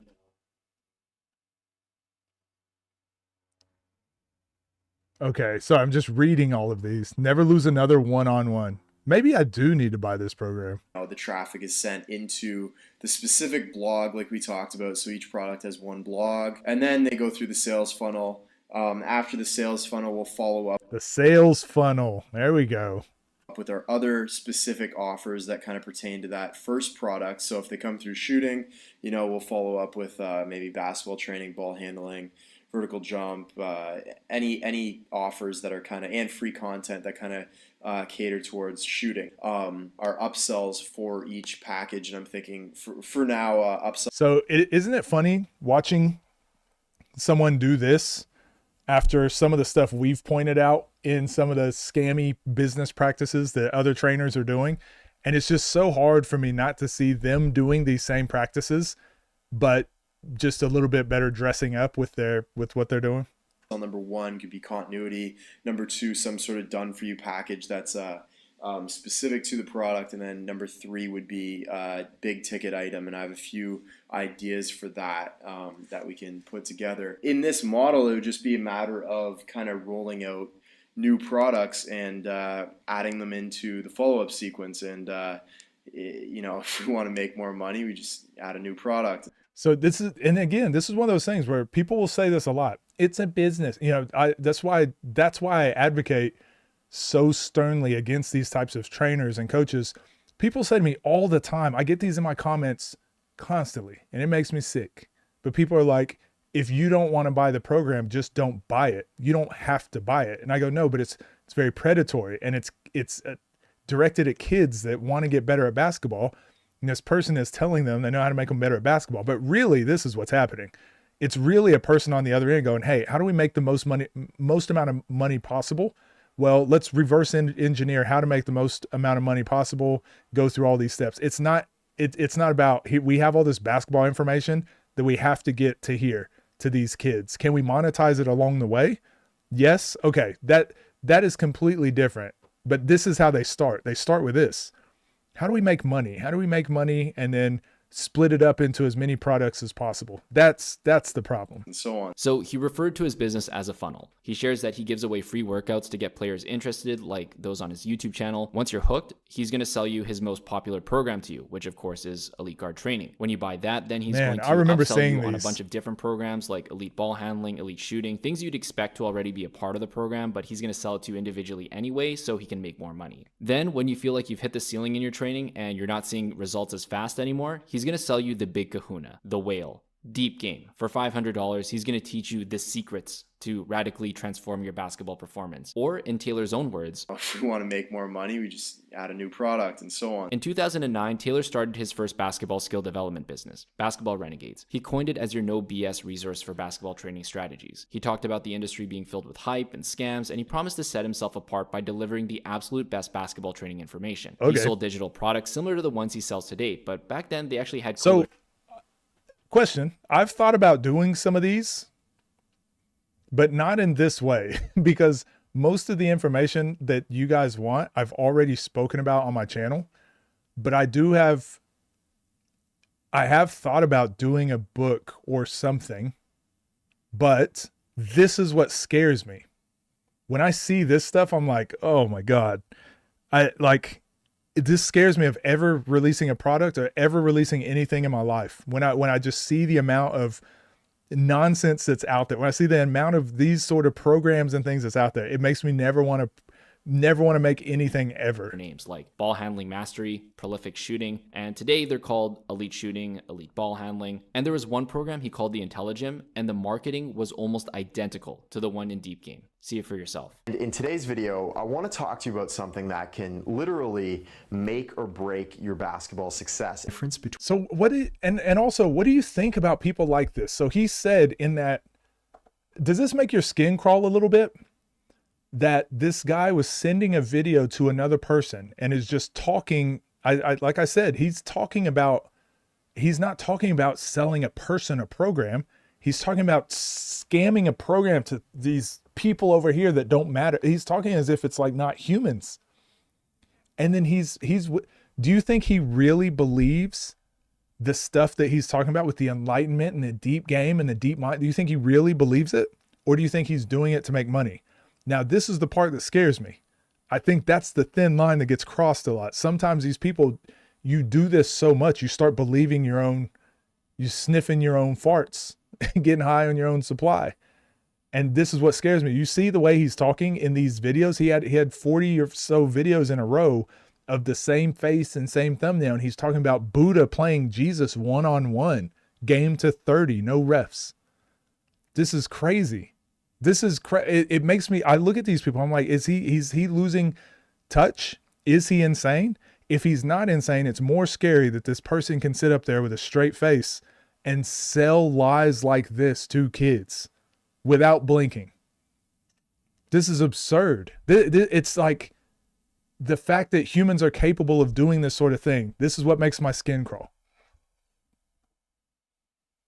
Between making it and fading away in this game. That's your basketball IQ, is how well you play the deep game. Up until recently, there was, as we know, really no real cure. The problem is, nobody seems to know the rules of that game. The good news is, science has developed a new technology called cognitive engineering. Over the past several years, and in particular this past year, has been to actually map out the rules of the deep game. This same technology is being used in organizations like the Air Force. It's kind of like this bicep curl for your brain. You find your mind kind of wandering. All basketball players to some degree suffer from what we call fractured focus. You tend to wonder what the coach is thinking of you while a play is going on. Is she watching me right now? You know, the girl you're eyeing in the stands. That actually trains your mind to think clearer, faster, and more efficiently on the court. You start playing with this razor sharp clarity and vision and court presence, and you could really become the leader of any team that you played on. Your teammates begin to look to you as a leader on the team. Back then, he was a little more honest, admitting there was something called basketball IQ, not some made-up philosophy like the deep game. Also, if you're finding this video interesting, make sure to smash the like button so more people can see. I already did, bud. Don't make me unlike yours too. This video. So what happened to Basketball Renegades? Well, he decided to shut it down because he was going to start the EGT brand. So he put all his digital programs into one giant package, put a special discount on it, sent out an email to all his current customers and people in his sales funnel who haven't bought any of his programs yet, letting them know that Basketball Renegades was going to be gone forever and it was your last chance to get a hold of all these programs before they're gone. And in 2011, he started the Elite Guard training brand, and then he did it again, rebranding the company as Elite Guard Training 2.0, and he did it again a third time. That's why the name of the brand is now Deep Game. And don't get me wrong, over the last 10 years, the Elite Guard training basketball workouts have gotten progressively better. He's collaborated with some big names in basketball skill development. He's a smart businessman and an exceptional marketer. I'll give him that. But Taylor is more obsessed with making money than helping players succeed. He only has 50% of your best interest at heart. He'll teach you good. Yeah. Obsessed with making money than helping players succeed. He only. Yep. Dead giveaway. Absolutely dead giveaway. Absolutely. He has 50% of your best. Hold on. What's wrong with my pen? Why is my pen not working over here? I want to circle the sandals. I want to circle the sandals. That's a dead giveaway. Someone is talking about basketball and this is how they come dressed to your school. You already know. Dead giveaway.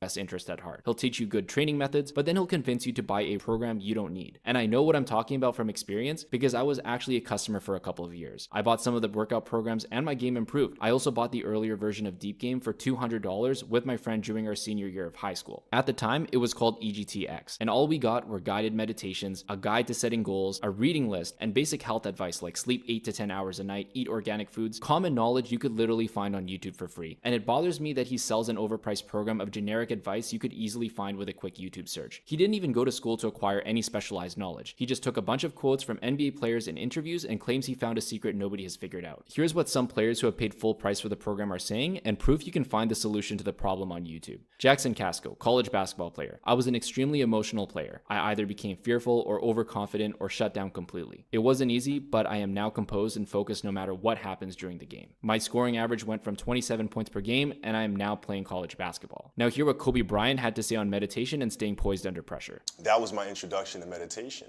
and then seeing the poise that we played with, the fact that we can be in a hostile environment with fans yelling and screaming and pressure situations, and it having no effect on us because we were never too high, never too low. We were just in the moment and felt very secure in who we were. Here's another testimonial of a player who's bought the program. Julian Marks, Irish League Pro. I used to look at bad games as a failure until I realized they are nothing more than an opportunity to grow. With all the pressure off my shoulders, I was able to lead the country in three-point shooting in my senior year and just finished my first year of professional basketball in Ireland. Here's what Kobe had to say about failing in an interview with Lewis Howes. I'll give you an example. So Katie Lou Samuelson is one of the best college basketball players in the country. She plays at UConn. She's going to be a senior. Right now. Right now. Yeah.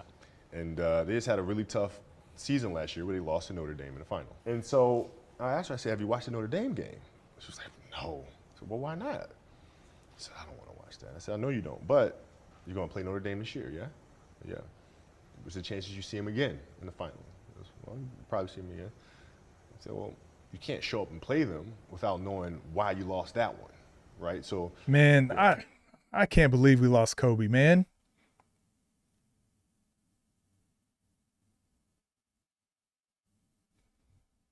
The mistakes that you've made in that game, you have to do the hard stuff and watch that game and study that game to not make those mistakes over and over again just because you weren't brave enough to face it. So she came down to the office. I brought her down to the office and we sat down, we watched that game together. Wow.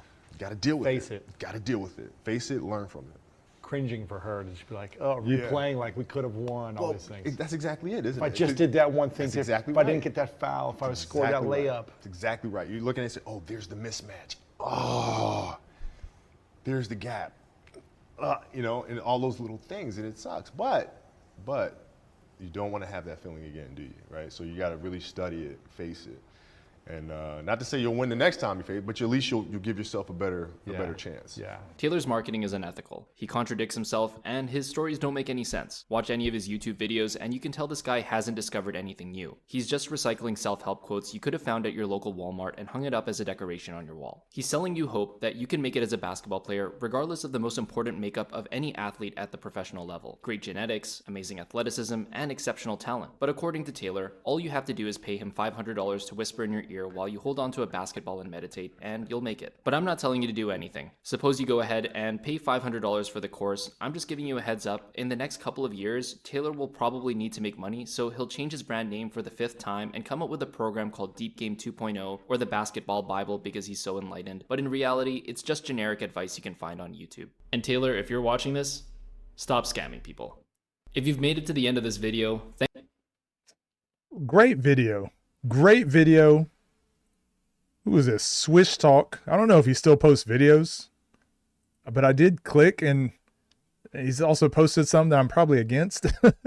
But I'll watch a few more of his videos. But I am subscribed now. We're gonna check him out. It looks like he's got some good content, and I like that he's calling out scammers. This is what we do. So that was a good video. Thank you for sending that through, Swift. Let me know what you guys think down below. But yeah, I think it's so ridiculous. I think it's so ridiculous that people can just scam unabashedly. They'll just scam. And we see more and more of those every day. And then again, even when I reach out to a guy like a Kyle Travis, what did he say to me? What did he say to me yesterday? I need to go find Jesus. Well, luckily I can sign up for this EGT Elite Guard Training Program, and I can find Jesus, Buddha, and Muhammad. Is that the people he said? Yeah. Found them. This was legit scary to watch. So this is how I feel when I watch a lot of these trainers and coaches online anyways. Like it's so creepy, man. And this is not saying people online shouldn't make products or people shouldn't sell programs. But when you start, that's why I said today, start with what's your end goal. If your end goal is to make players better, then you're going to make a product that is going to serve people, and it's probably going to be a fair price. They can choose to buy it or not buy it. But when you start with the goal of making money, you gotta lie a little bit. You got to embellish your resume. You got to sell overpriced. You got to overprice your stuff. Like when you start that path, it's just, where do you stop? I actually have, since I've started this channel, I've had 4 or 5 trainers, some that you guys would probably know, reach out to me and just say, hey, really like your content, like what you're doing. They're like, that's why I got out of the skills industry, because you just have to keep going bigger and bigger each time. So I've actually had some guys that used to do this as a job. And like I was saying, you get lost in the sauce a little bit. You get lost in the sauce. And they're like, this is why we stepped away. So it's a real thing.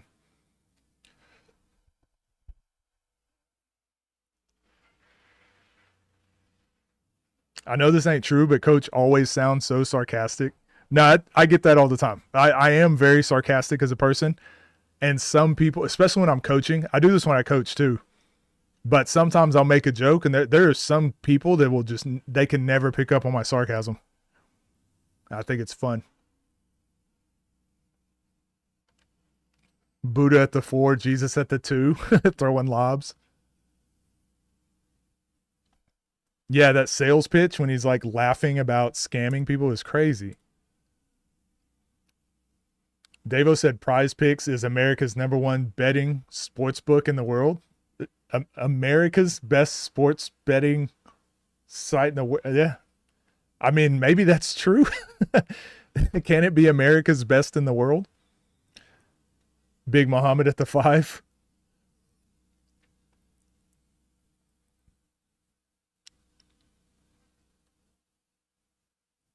Got to follow the EGT brand for these millions. Hey, I'm saying though, if you guys see me come out with a sales funnel, just know I'm making some good money. But again, that's why I said I've been wanting to put out a product.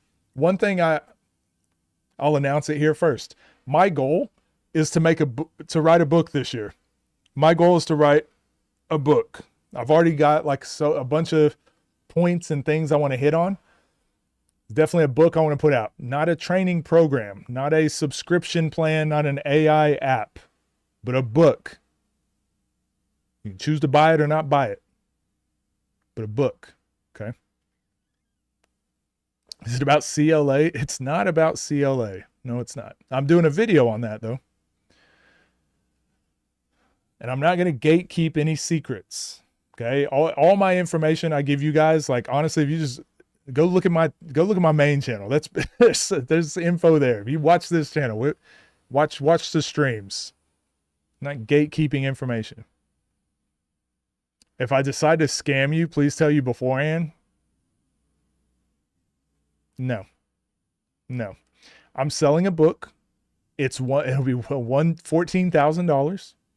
It's going to be The Secrets of the Deep Game. Chat GPT, Coach GPT. That's a good idea. Less work for me. Send me the pre-order link. If rankings matter, already buying, I'll buy it for sure. Secrets of the Outback. Oi, mate. Is the conversation with Kyle Travison alive? No, it was just Instagram exchanges. So yeah, I did talk about it on stream. I think I talked about it last stream at the beginning, but we didn't speak back and forth in person.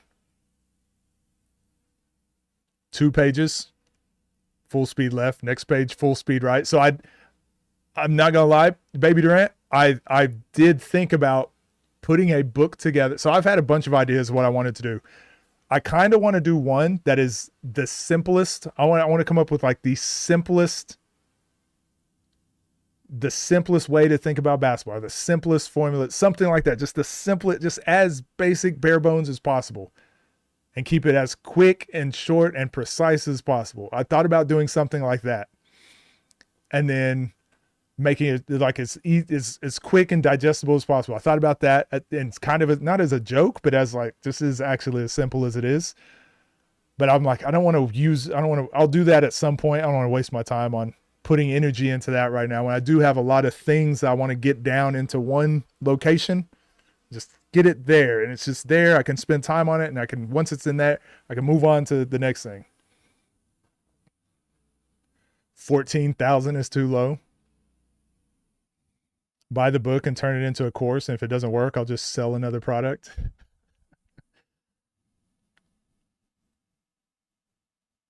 Have I watched the new Ball is Life vid? No, I have not. We didn't do any breakdowns today. Did I interview Matt tomorrow, Monday? He had something else on he couldn't do today. Yeah, a kid's book. No words, just pictures. Do I have an idea? No, because I've started grounding out the main ideas I want to cover. And I've got like 5 kind of main concepts that I want to cover. Now it's just figuring out, like, do they all absolutely have to be in there? Is there any concepts that I'm missing that I'd feel bad if I didn't put in there?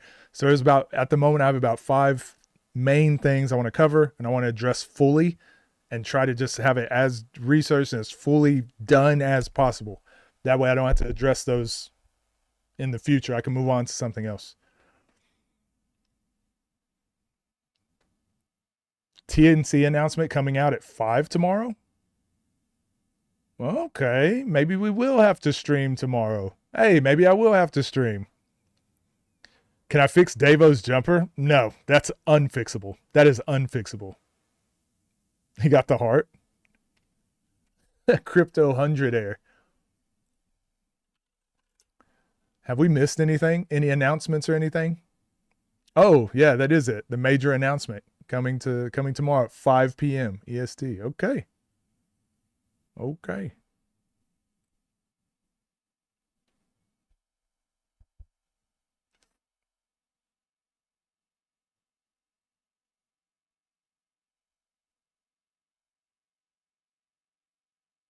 right, my internet is not working.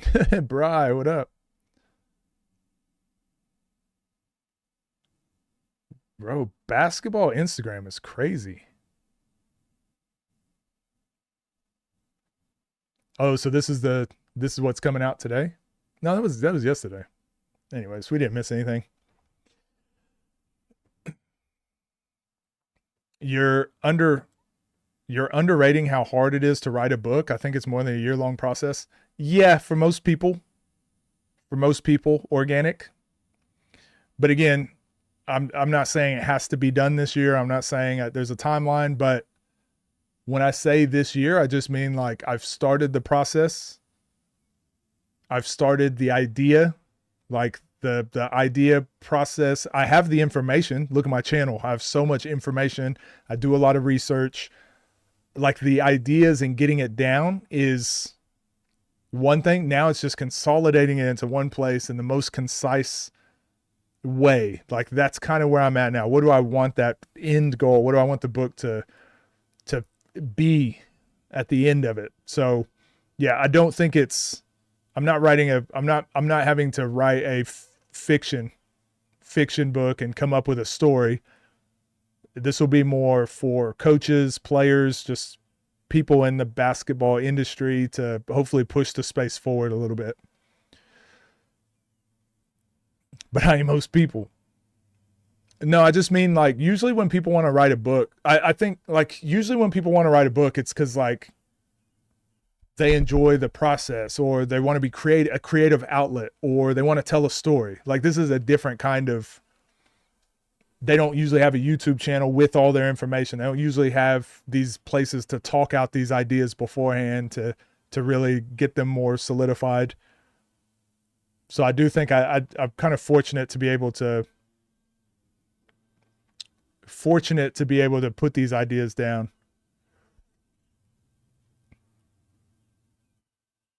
Could a player pre 1v1 formally book you to be in their corner? I mean, I help people.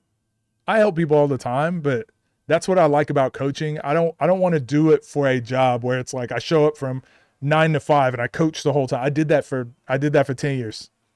I don't want to over 10 years. I don't want to do that anymore. I just like doing the parts that I like doing now. So if there's a player that does need help in their corner and I can give them advice and they're the type that we give advice and feedback really good back and forth, then yeah, I'll help them out.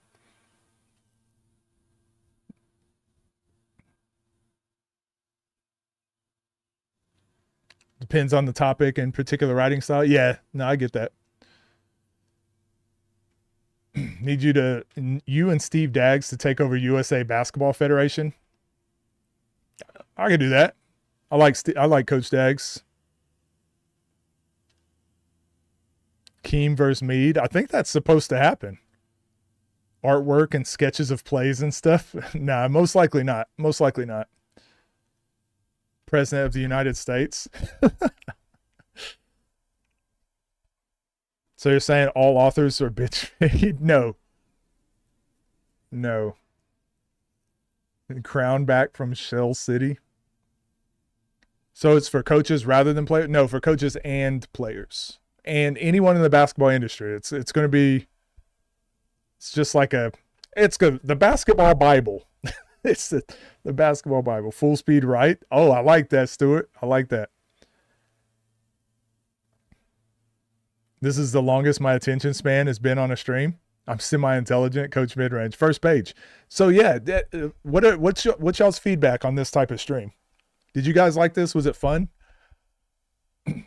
I'm obviously going to do basketball breakdowns, but I just feel like there's so much basketball now. There's so much out there. Giving you guys 2 breakdowns per day is kind of like redundant. And I'm starting to say a lot of the same stuff too, because it's just the same. I'm pointing out the same stuff. I know for me, it's fine. If you guys like it, I'll keep doing it. But I also want to be able to have these types of conversations and get out more content. So if I can disperse these types of conversations out throughout the week too, ideally, if we get one breakdown, basketball on court breakdown, and then we get one of these types of conversations, plus this gives me some different content for the third channel as well. I think that's pretty good. What's my favorite fictional book? So I read a book a long time. I don't really like reading fiction. I just don't. It feels like a waste of time. I'd rather just watch TV, watch a movie or something, watch YouTube.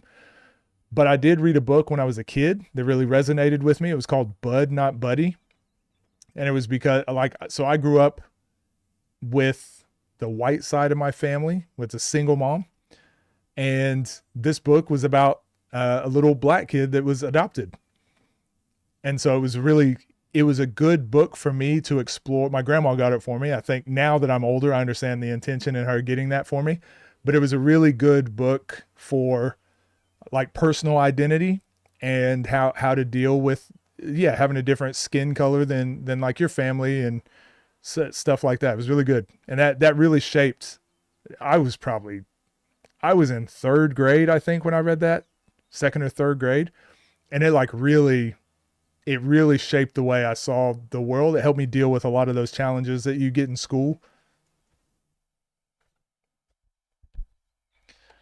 What's your favorite fiction book?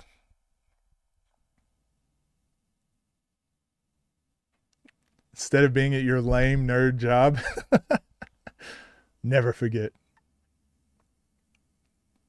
Would you encourage YouTubers to pursue the big three? Yes, I think anyone that's doing basketball that's not in the NBA, I say this often, find other avenues to make basketball your full-time job.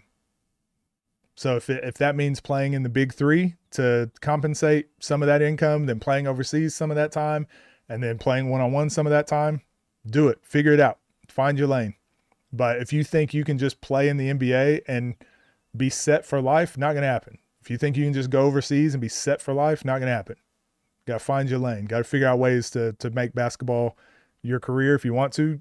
Just got to do all these, anything. Get in where you fit in. This was an A1 stream. The breakdowns do get redundant every day. I agree. So yeah, we'll try to do this more often. Would it be an ebook or I personally want a physical book that I can hold. For one, for me, just say I did it. It's an accomplishment. But also, like I said, I have some ideas some things that I want to talk about and address. And, there's a lot of stuff I speak about. And we talk about resumes. We talk about gatekeeping. We talk about that stuff all the time. And so many times I run into a wall where people will be like, well, this guy's a book. Or have you read his book? Or I believe this because it's in a book. And it's like, okay, well, that's another box I'm going to check to get more of my ideas out there. And a lot of the stuff we talk about, get it there, put it in a book, boom, it's there. We've ticked that box. Now let's tackle the next thing. Let's tackle the next thing. So I want a physical book, but if you can do a physical book, an ebook is simple. All that other stuff, that stuff's easy. That Deep Game dude made some pretty good fiction books. Yeah, the best one was the King of the Court with Jesus, Muhammad, and Buddha.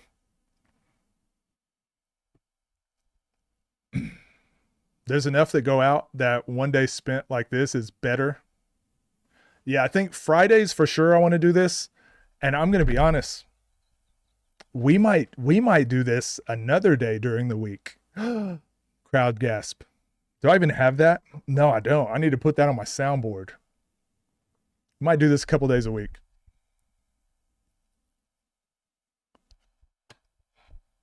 A book you read a while ago called The Green Glass House. Kind of obscure. What happened with the Big 3 combine? We talked about it earlier. No, it's just typical Big 3 combine. Nothing crazy happened, really. It was more about the Lamar Peters and Steven Jackson situation. Last time Flight read a book was 6th grade. What's your definition of snubbed? I could be being pedantic, but I'm not sure if snubbed is the right word for the 1v1 scene going undrafted. I don't think it was snubbed. Wait, did I say that? I hope I didn't say that. I don't think anyone got snubbed. Like if they deserved to get drafted, they probably would have got drafted.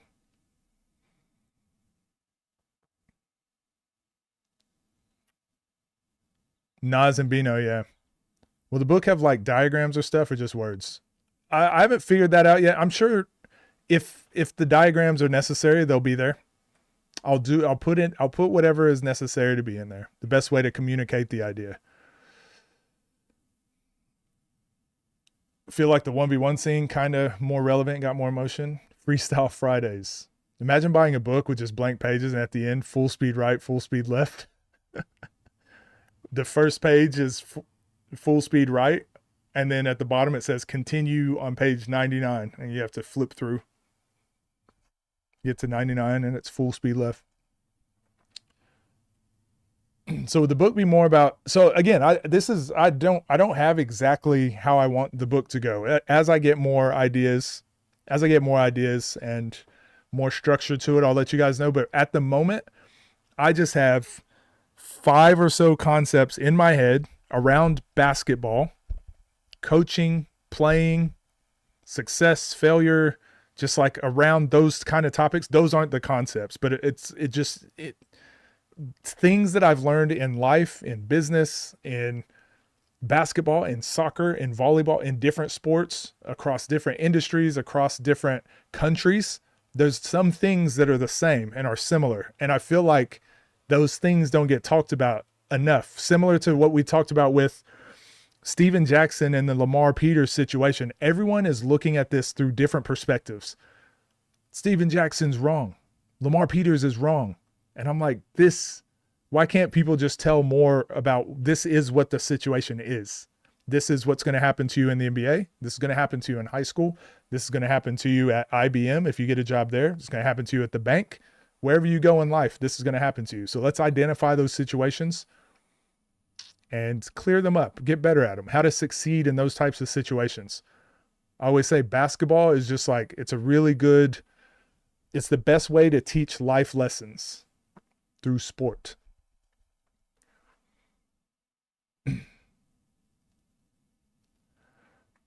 I've just seen that word being thrown around and was thinking about it. Now, I think we did a deep enough dive in that conversation today to hopefully get those points across. Maybe I'll release that video today or tonight. Who's in the combine? I think quite a few Big 3 players.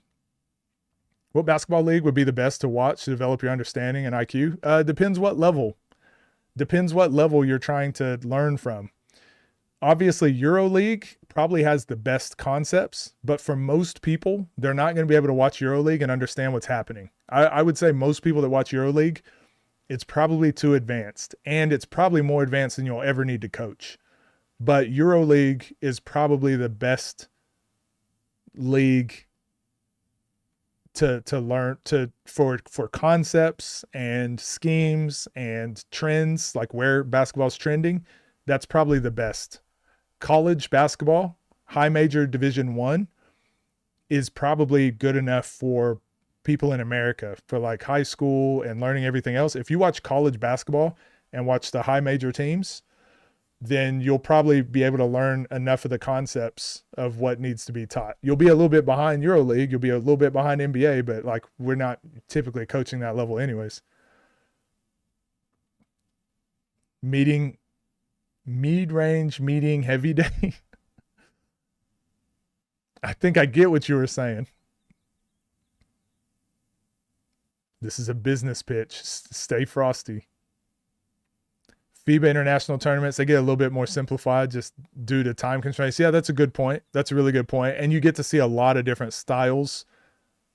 And typically the teams that win out kind of lay the foundation for the styles going forward, for the trends going forward. The upper body system and finding God. Low-key, what's the best league to look at to just be nice at open runs? The 1v1 scene. Honestly, 1v1s. Jamal Crawford playing 5v5.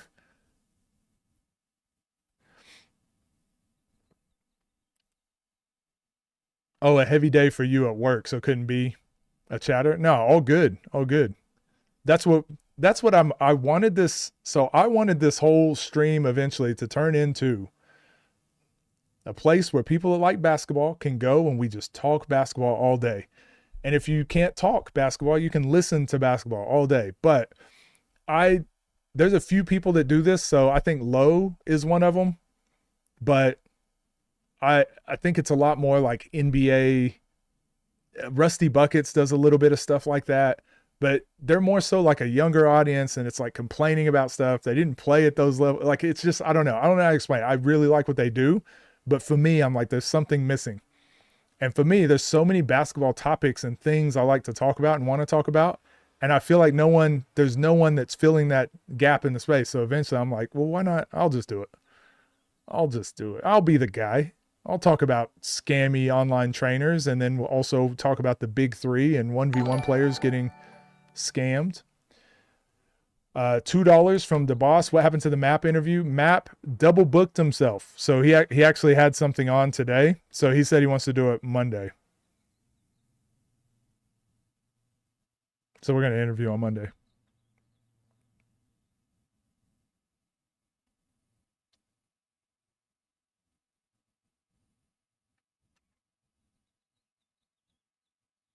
Oh, members only video on off the dribble. Pat versus Tariq 1v1 just dropped. Guys, I hate to do this. I think I'm going to stream tomorrow. Because we've got the Ball is Life game we didn't get to today. This Tariq versus Pat 1v1. TNC just dropped a video. I might stream tomorrow, guys. I might.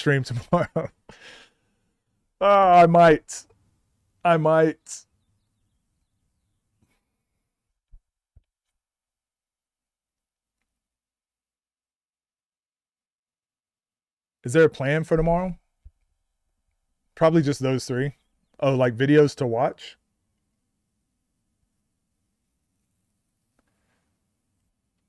Yeah, it's going to be, I didn't do any breakdowns today, so probably one of those. So many NBA fans just want to talk trades as soon as their team loses. Yeah, that sort of stuff. And not that, I think there's a place for it. And I do think there's NBA fans and people that want to talk NBA. But I want to talk more about the other side, other parts of it, like X's and O's a little bit. Like X's and O's. But I also want to talk about, I want to talk about the drama and comment about it, but I don't want my channel to solely be about drama. I want to be able to give my input and what I think about the situation, but I don't want it to be a drama channel. So I feel like they just go so far either way. Just watch D1 college ball, fail to understand that they don't have 6'10" bigs and breakdown guards. Can't run the same stuff as Houston, Alabama, because it would look like shit with the regular high school team. Yeah, but I guess for technical, like X's, like everyone in college for the most part runs flow, right? Like forget what they call it in America, but essentially just running flow so that the bigs playing opposite each other, ball screen, back cut, ball screen, or dribble handoff, ball screen, whatever. They run some continuity motion offense like that. And so seeing those trends, that's something you go, oh, we can put that in for our high school team. And then just recognizing, like, where are they forcing offensive players? Are they forcing them sideline? Are they forcing them middle? And then how do they rotate out of that? I feel like you can get some basics from watching college because they're consistent across those high major Division I teams. It's my surface level take on it, I guess. Bones versus Dev tomorrow too.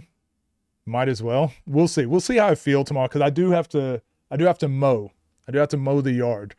So I'm trying to think, do I want to stream? I might stream before or I might stream in the afternoon. I'm not sure yet.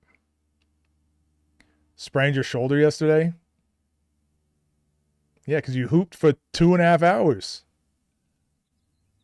Who y'all got? Who plays today? Who plays today, Fox? Yeah, I think that's what I would say for a coach that coaches high school level or lower. I would say Division I is probably the highest level you need to watch to understand. You're not going to get anything from the NBA. There's just nothing you can take from the NBA, and you're not going to get anything from EuroLeague. It's too different. Their whole entire culture is just completely different to what we have here. So I think watching Division I, you can pick up enough trends. You can pick up trends from team to team But I wouldn't watch one team and be like, I have to do exactly what they're doing. Just see what most teams are doing and be like, they're all running a continuity offense. So let me find a continuity offense. They all run a couple sets. So maybe I put in a couple sets. Defensively, they're all playing man and they pick up full court. So maybe we should do that. You'll kind of see basic trends. Knicks, 76ers, Spurs, and Wolves. Ooh, I'm going to the gym today. And they usually have the games on. Looking forward to the Spurs Wolves. Imagine mowing the lawn. Couldn't be me personally. Somebody got to do it, man. Somebody got to do it. And we got big front yard is not bad, but my backyard, huge backyard. And it's a push lawnmower. I got to get a riding lawnmower. You've been trying to implement shoulders facing the basket. Has that been helping? When the runs are good, it's hard to leave the gym. I know the feeling. Will we ever get an NBA reaction from you? The only problem with maybe on Twitch. Can I do that on Twitch? The only problem with NBA reactions is just the copyright. It's a deep lawn. Yeah. Coach flexing? No, not really flexing. Just more because I have to mow it every other week. Now the grass is growing so quick, it might be every week. Rudy Gobert surprised you? I think it's more so the playoffs. I'm telling you guys, like everyone's like, what happened to Austin Reeves? And I'm like, it's the playoffs, second round of the playoffs. Gobert in the regular season doesn't look good because everyone's allowed to score. You're not allowed to be physical. Like it's just not real. But Rudy Gobert in FIBA, if you watch him in FIBA play, he dominates.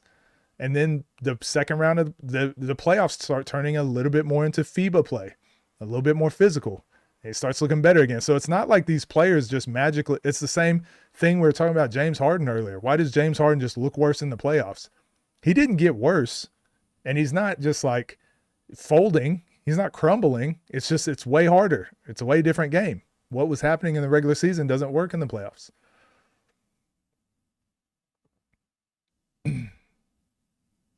Yeah, it has. That's good. Ball strength too. Can't let the defender bump you off. Yeah, and it's more so just like that relentlessness getting to the basket. When you're not trying to get your shoulders to the basket, they're dictating where you're being pushed.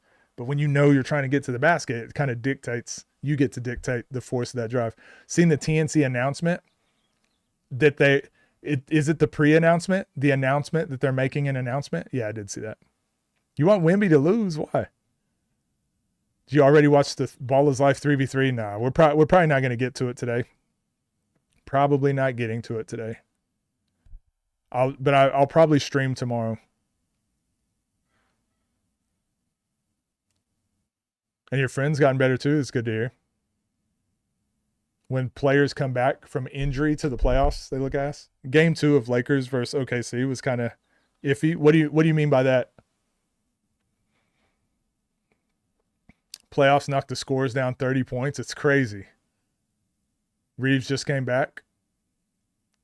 So one thing I want you guys, if you learn something from me, again, this is because I've just seen thousands and thousands of games in my life. And when you do this for a job, you kind of have to do this, but this is some advice you guys can take from me. They'll make your viewing experience and evaluating process hopefully a little bit better. Try not to be a prisoner of the moment. There is no need to have to make, again, that's why you guys are like, man, why is coach always right? Well, I just don't make assumptions. I just don't, if I don't have to know something, if there's no time limit, well, I'm not going to make a claim on something until I've seen enough evidence. So as fans, just watch what happens over the course of a full season or over the course of 5 years and then make your statement. So same thing. Don't be a prisoner of the moment. Don't watch one game and then try to make a bunch of assumptions based on one game. And that's how most media, that's how most people on YouTube, that's how a lot of coaches, even a lot of players, most people still are prisoners of the moment. So everyone right now is saying Jokic is overrated. Everyone's like, Jokic is overrated because he lost in the first round and played terrible and whatever. But I'm like, man, Just watch over the course of 5 years and make your judgment on that.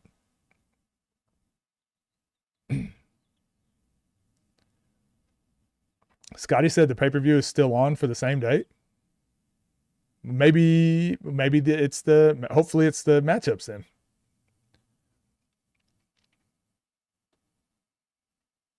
Internet can make you think you're delusional, thought I was missing information or something. And then he goes and has 31. What's your favorite shooting workout you like to do personally? Me, I just like to shoot. I like to mix it up. So I like to lock in and just shoot and see how many I can make out of 10 in each spot. So 10 from the corner, wing, top of the key, wing, other corner. So how many did I make out of 50? I like doing that. I like doing 2-minute drill. That's another one where you shoot. You got to make 2 in a row before you move to the next spot. 2 in a row, 2 in a row, 2 in a row. Most of I did a video on this on YouTube, but I just like to mix it up. So I'll definitely do some static shooting. Or not static shooting, but just like rep shooting, volume shooting. So some of that. And then I like to do some timed shooting or some pressure shooting somehow. So how many can I make in a row? How many can I make in 10 minutes? Get on the gun and put it on as fast as it will go and see how many I can make before my arm gets fried. Just, I don't know. I like volume shooting is always in there. How many I make out of 10 in each spot. But then I mix it up with the other stuff, whatever I feel like doing that day. And players always come up to me like, Coach, did you see blank? And I'm like, yeah, not a big deal. You're a cultured man, baby Durant. You're a cultured individual. Selling against that heavily depleted Wolves team is just a really bad look, though.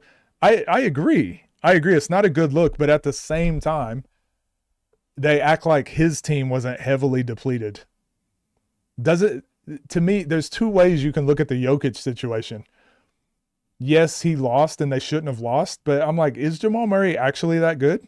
Or does Jokic just make him look that good? Because Jamal Murray has looked average his entire career, other than like very specific moments. Cam Johnson didn't do anything. Peyton, what's his last name? He was injured. Aaron Gordon was injured. They had 2 starters that were injured as well that didn't really play. So Denver wasn't at full strength either. Now, obviously, we would say I would still expect Jokic to get over the hump, but I don't know if Adelman's that good of a coach. I don't think Adelman's that good of a coach, and I think they got out-coached in that series, and I just don't think Denver's team is as good as everyone thinks.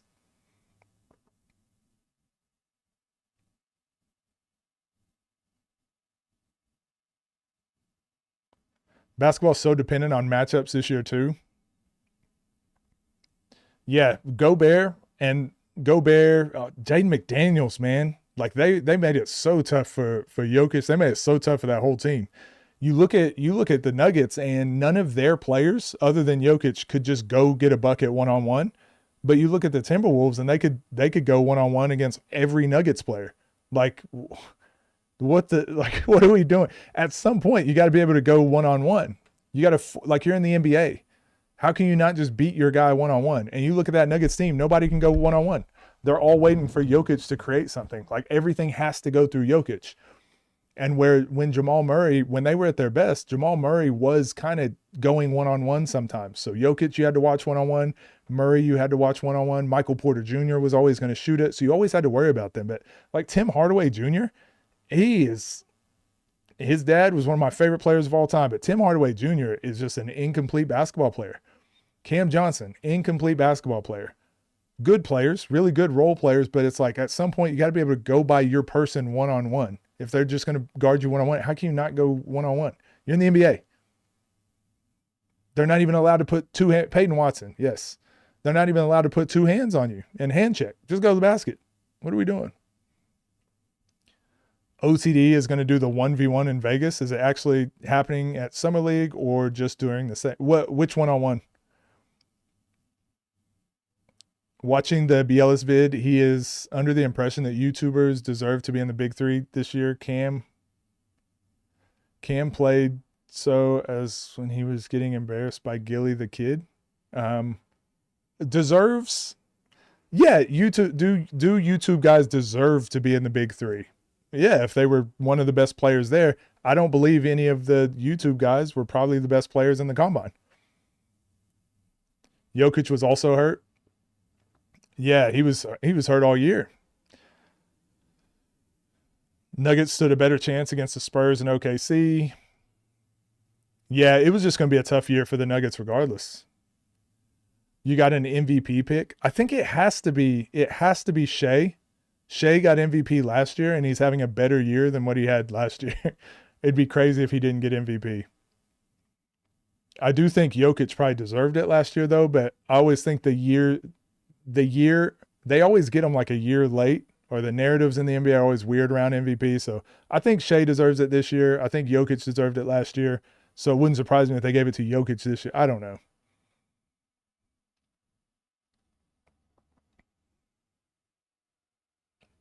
Finals matchup? I don't know from the East. I don't know who's coming out of the East, but I think OKC wins the whole thing.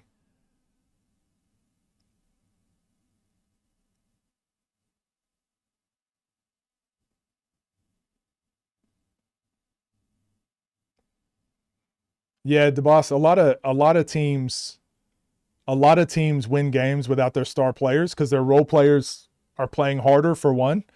But for example, if we know that they're going to sit Jokic out of games that they either think they have a chance to win or games that they think they're going to get blown out of. So if Jokic is playing on a back-to-back, they're going to play against, let's say, the OKC Thunder. They might rest him against the Thunder, or they might play him against, there's so much more that goes into that than just looking at the record. Maybe they play against a team that they need to beat to have a better record. So Jokic plays that game, and then maybe they play the Wizards the day after, and they're like, okay, we're not going to play Jokic against the Wizards so he can rest. And then the team wins against the Wizards, and it's like, see, they're better without him. It's like he just played against OKC. Now they're playing without him, but it's against the Wizards. Spencer Jones and Cam Johnson look so similar from the camera angle. Yeah, Spencer Jones was an interesting one. They also played the same role. They didn't give anything extra. Jokic haircut gave him -15. The people claiming Wemby should get it this year is disingenuous, or are you talking about another video? Pretty sure the real race is between SGA and Wemby. Yeah, I'd hope they don't give it to Wemby. I'm not saying I don't think he deserves it. I think he does, but it's just like Shea got it last year and he's having a better year than he had this year. If Wemby gets it this year, it's like it's going to become the LeBron thing. Like it's going to be a narrative. It's going to become the LeBron thing, the Kobe thing, the Jordan thing. He's going to have better years than this year he's having right now, and he's probably not going to win it. Ginobili. Ball is Life that posted on their community. Oh, yeah, I saw that.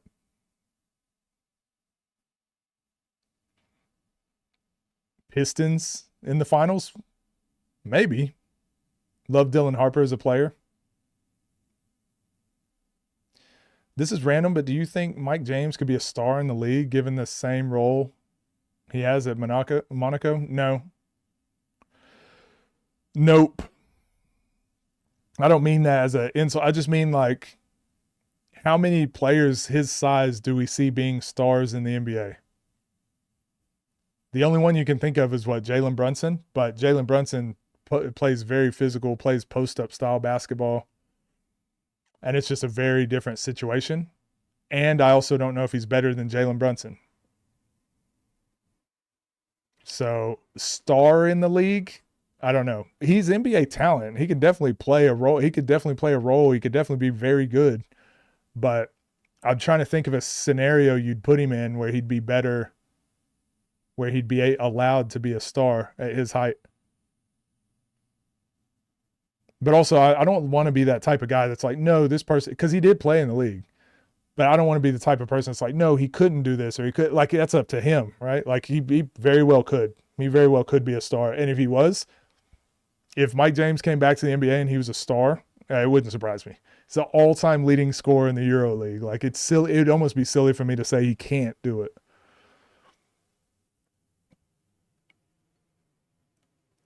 Wemby averaging like 25 minutes per game. Yeah, I think so. Wemby get Defensive Player of the Year, MVP, and Finals MVP, and should get Most Improved Player. Hall of Very Good. Any of those Australian teams retire your jersey? Nah. Nah, that's not the same. Typically when that happens in Australia, it's like if you stayed at a club for a very long time. If you stayed at a place like your whole career, that's typically when that stuff happens. All right. That was a good stream today. That was a good stream. So I'll let you guys know if I'm going to stream tomorrow. There are quite a few videos that I need to get through. So we may just get to them on Monday. Because like I said, I'm trying to be a little bit more selective with the videos that we react to. I'm not going to react to every single game that comes out now, because some of you platforms are out there putting out a lot of average games. Okay. So I don't feel as obliged to try and get around to all of them. I'll get to the good ones, the ones that I really want to watch. I'm excited to see. But other than that, we've got other topics and things we can talk about too. Yeah, there's nothing you can learn from Wemby. It's crazy. I remember the first time watching Wemby play, and my brain just does not compute still. When he does, it just doesn't compute what he's doing. It's crazy. And the worst part about watching Wemby is when he gets interviewed later on and the person is at his waist with the microphone like this. It's the worst part. Do I still play any fighting games? I don't play a lot of video games right now just because of like the whole YouTube. Like I'm doing so much work with just content. Like this is like a full-time thing. Like I don't really have much time off. So I usually play like roguelike games that are just something I can play for like 30 minutes and then put it down. But if I do play a fight, I'll play Smash Bros. Ultimate sometimes. Like I'll get a hankering into play for like a little bit, but very rarely. Very rarely.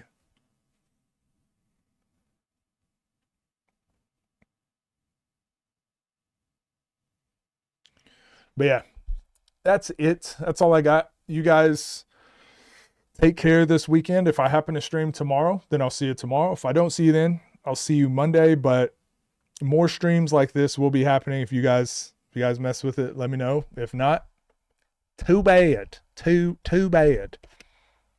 How bad am I at Tekken? I hate Tekken. Get away from me with that. Stinked it up. Maybe we could play online, Ghost. Maybe we could play. W stream. Appreciate you guys. You guys take care. I'll see y'all.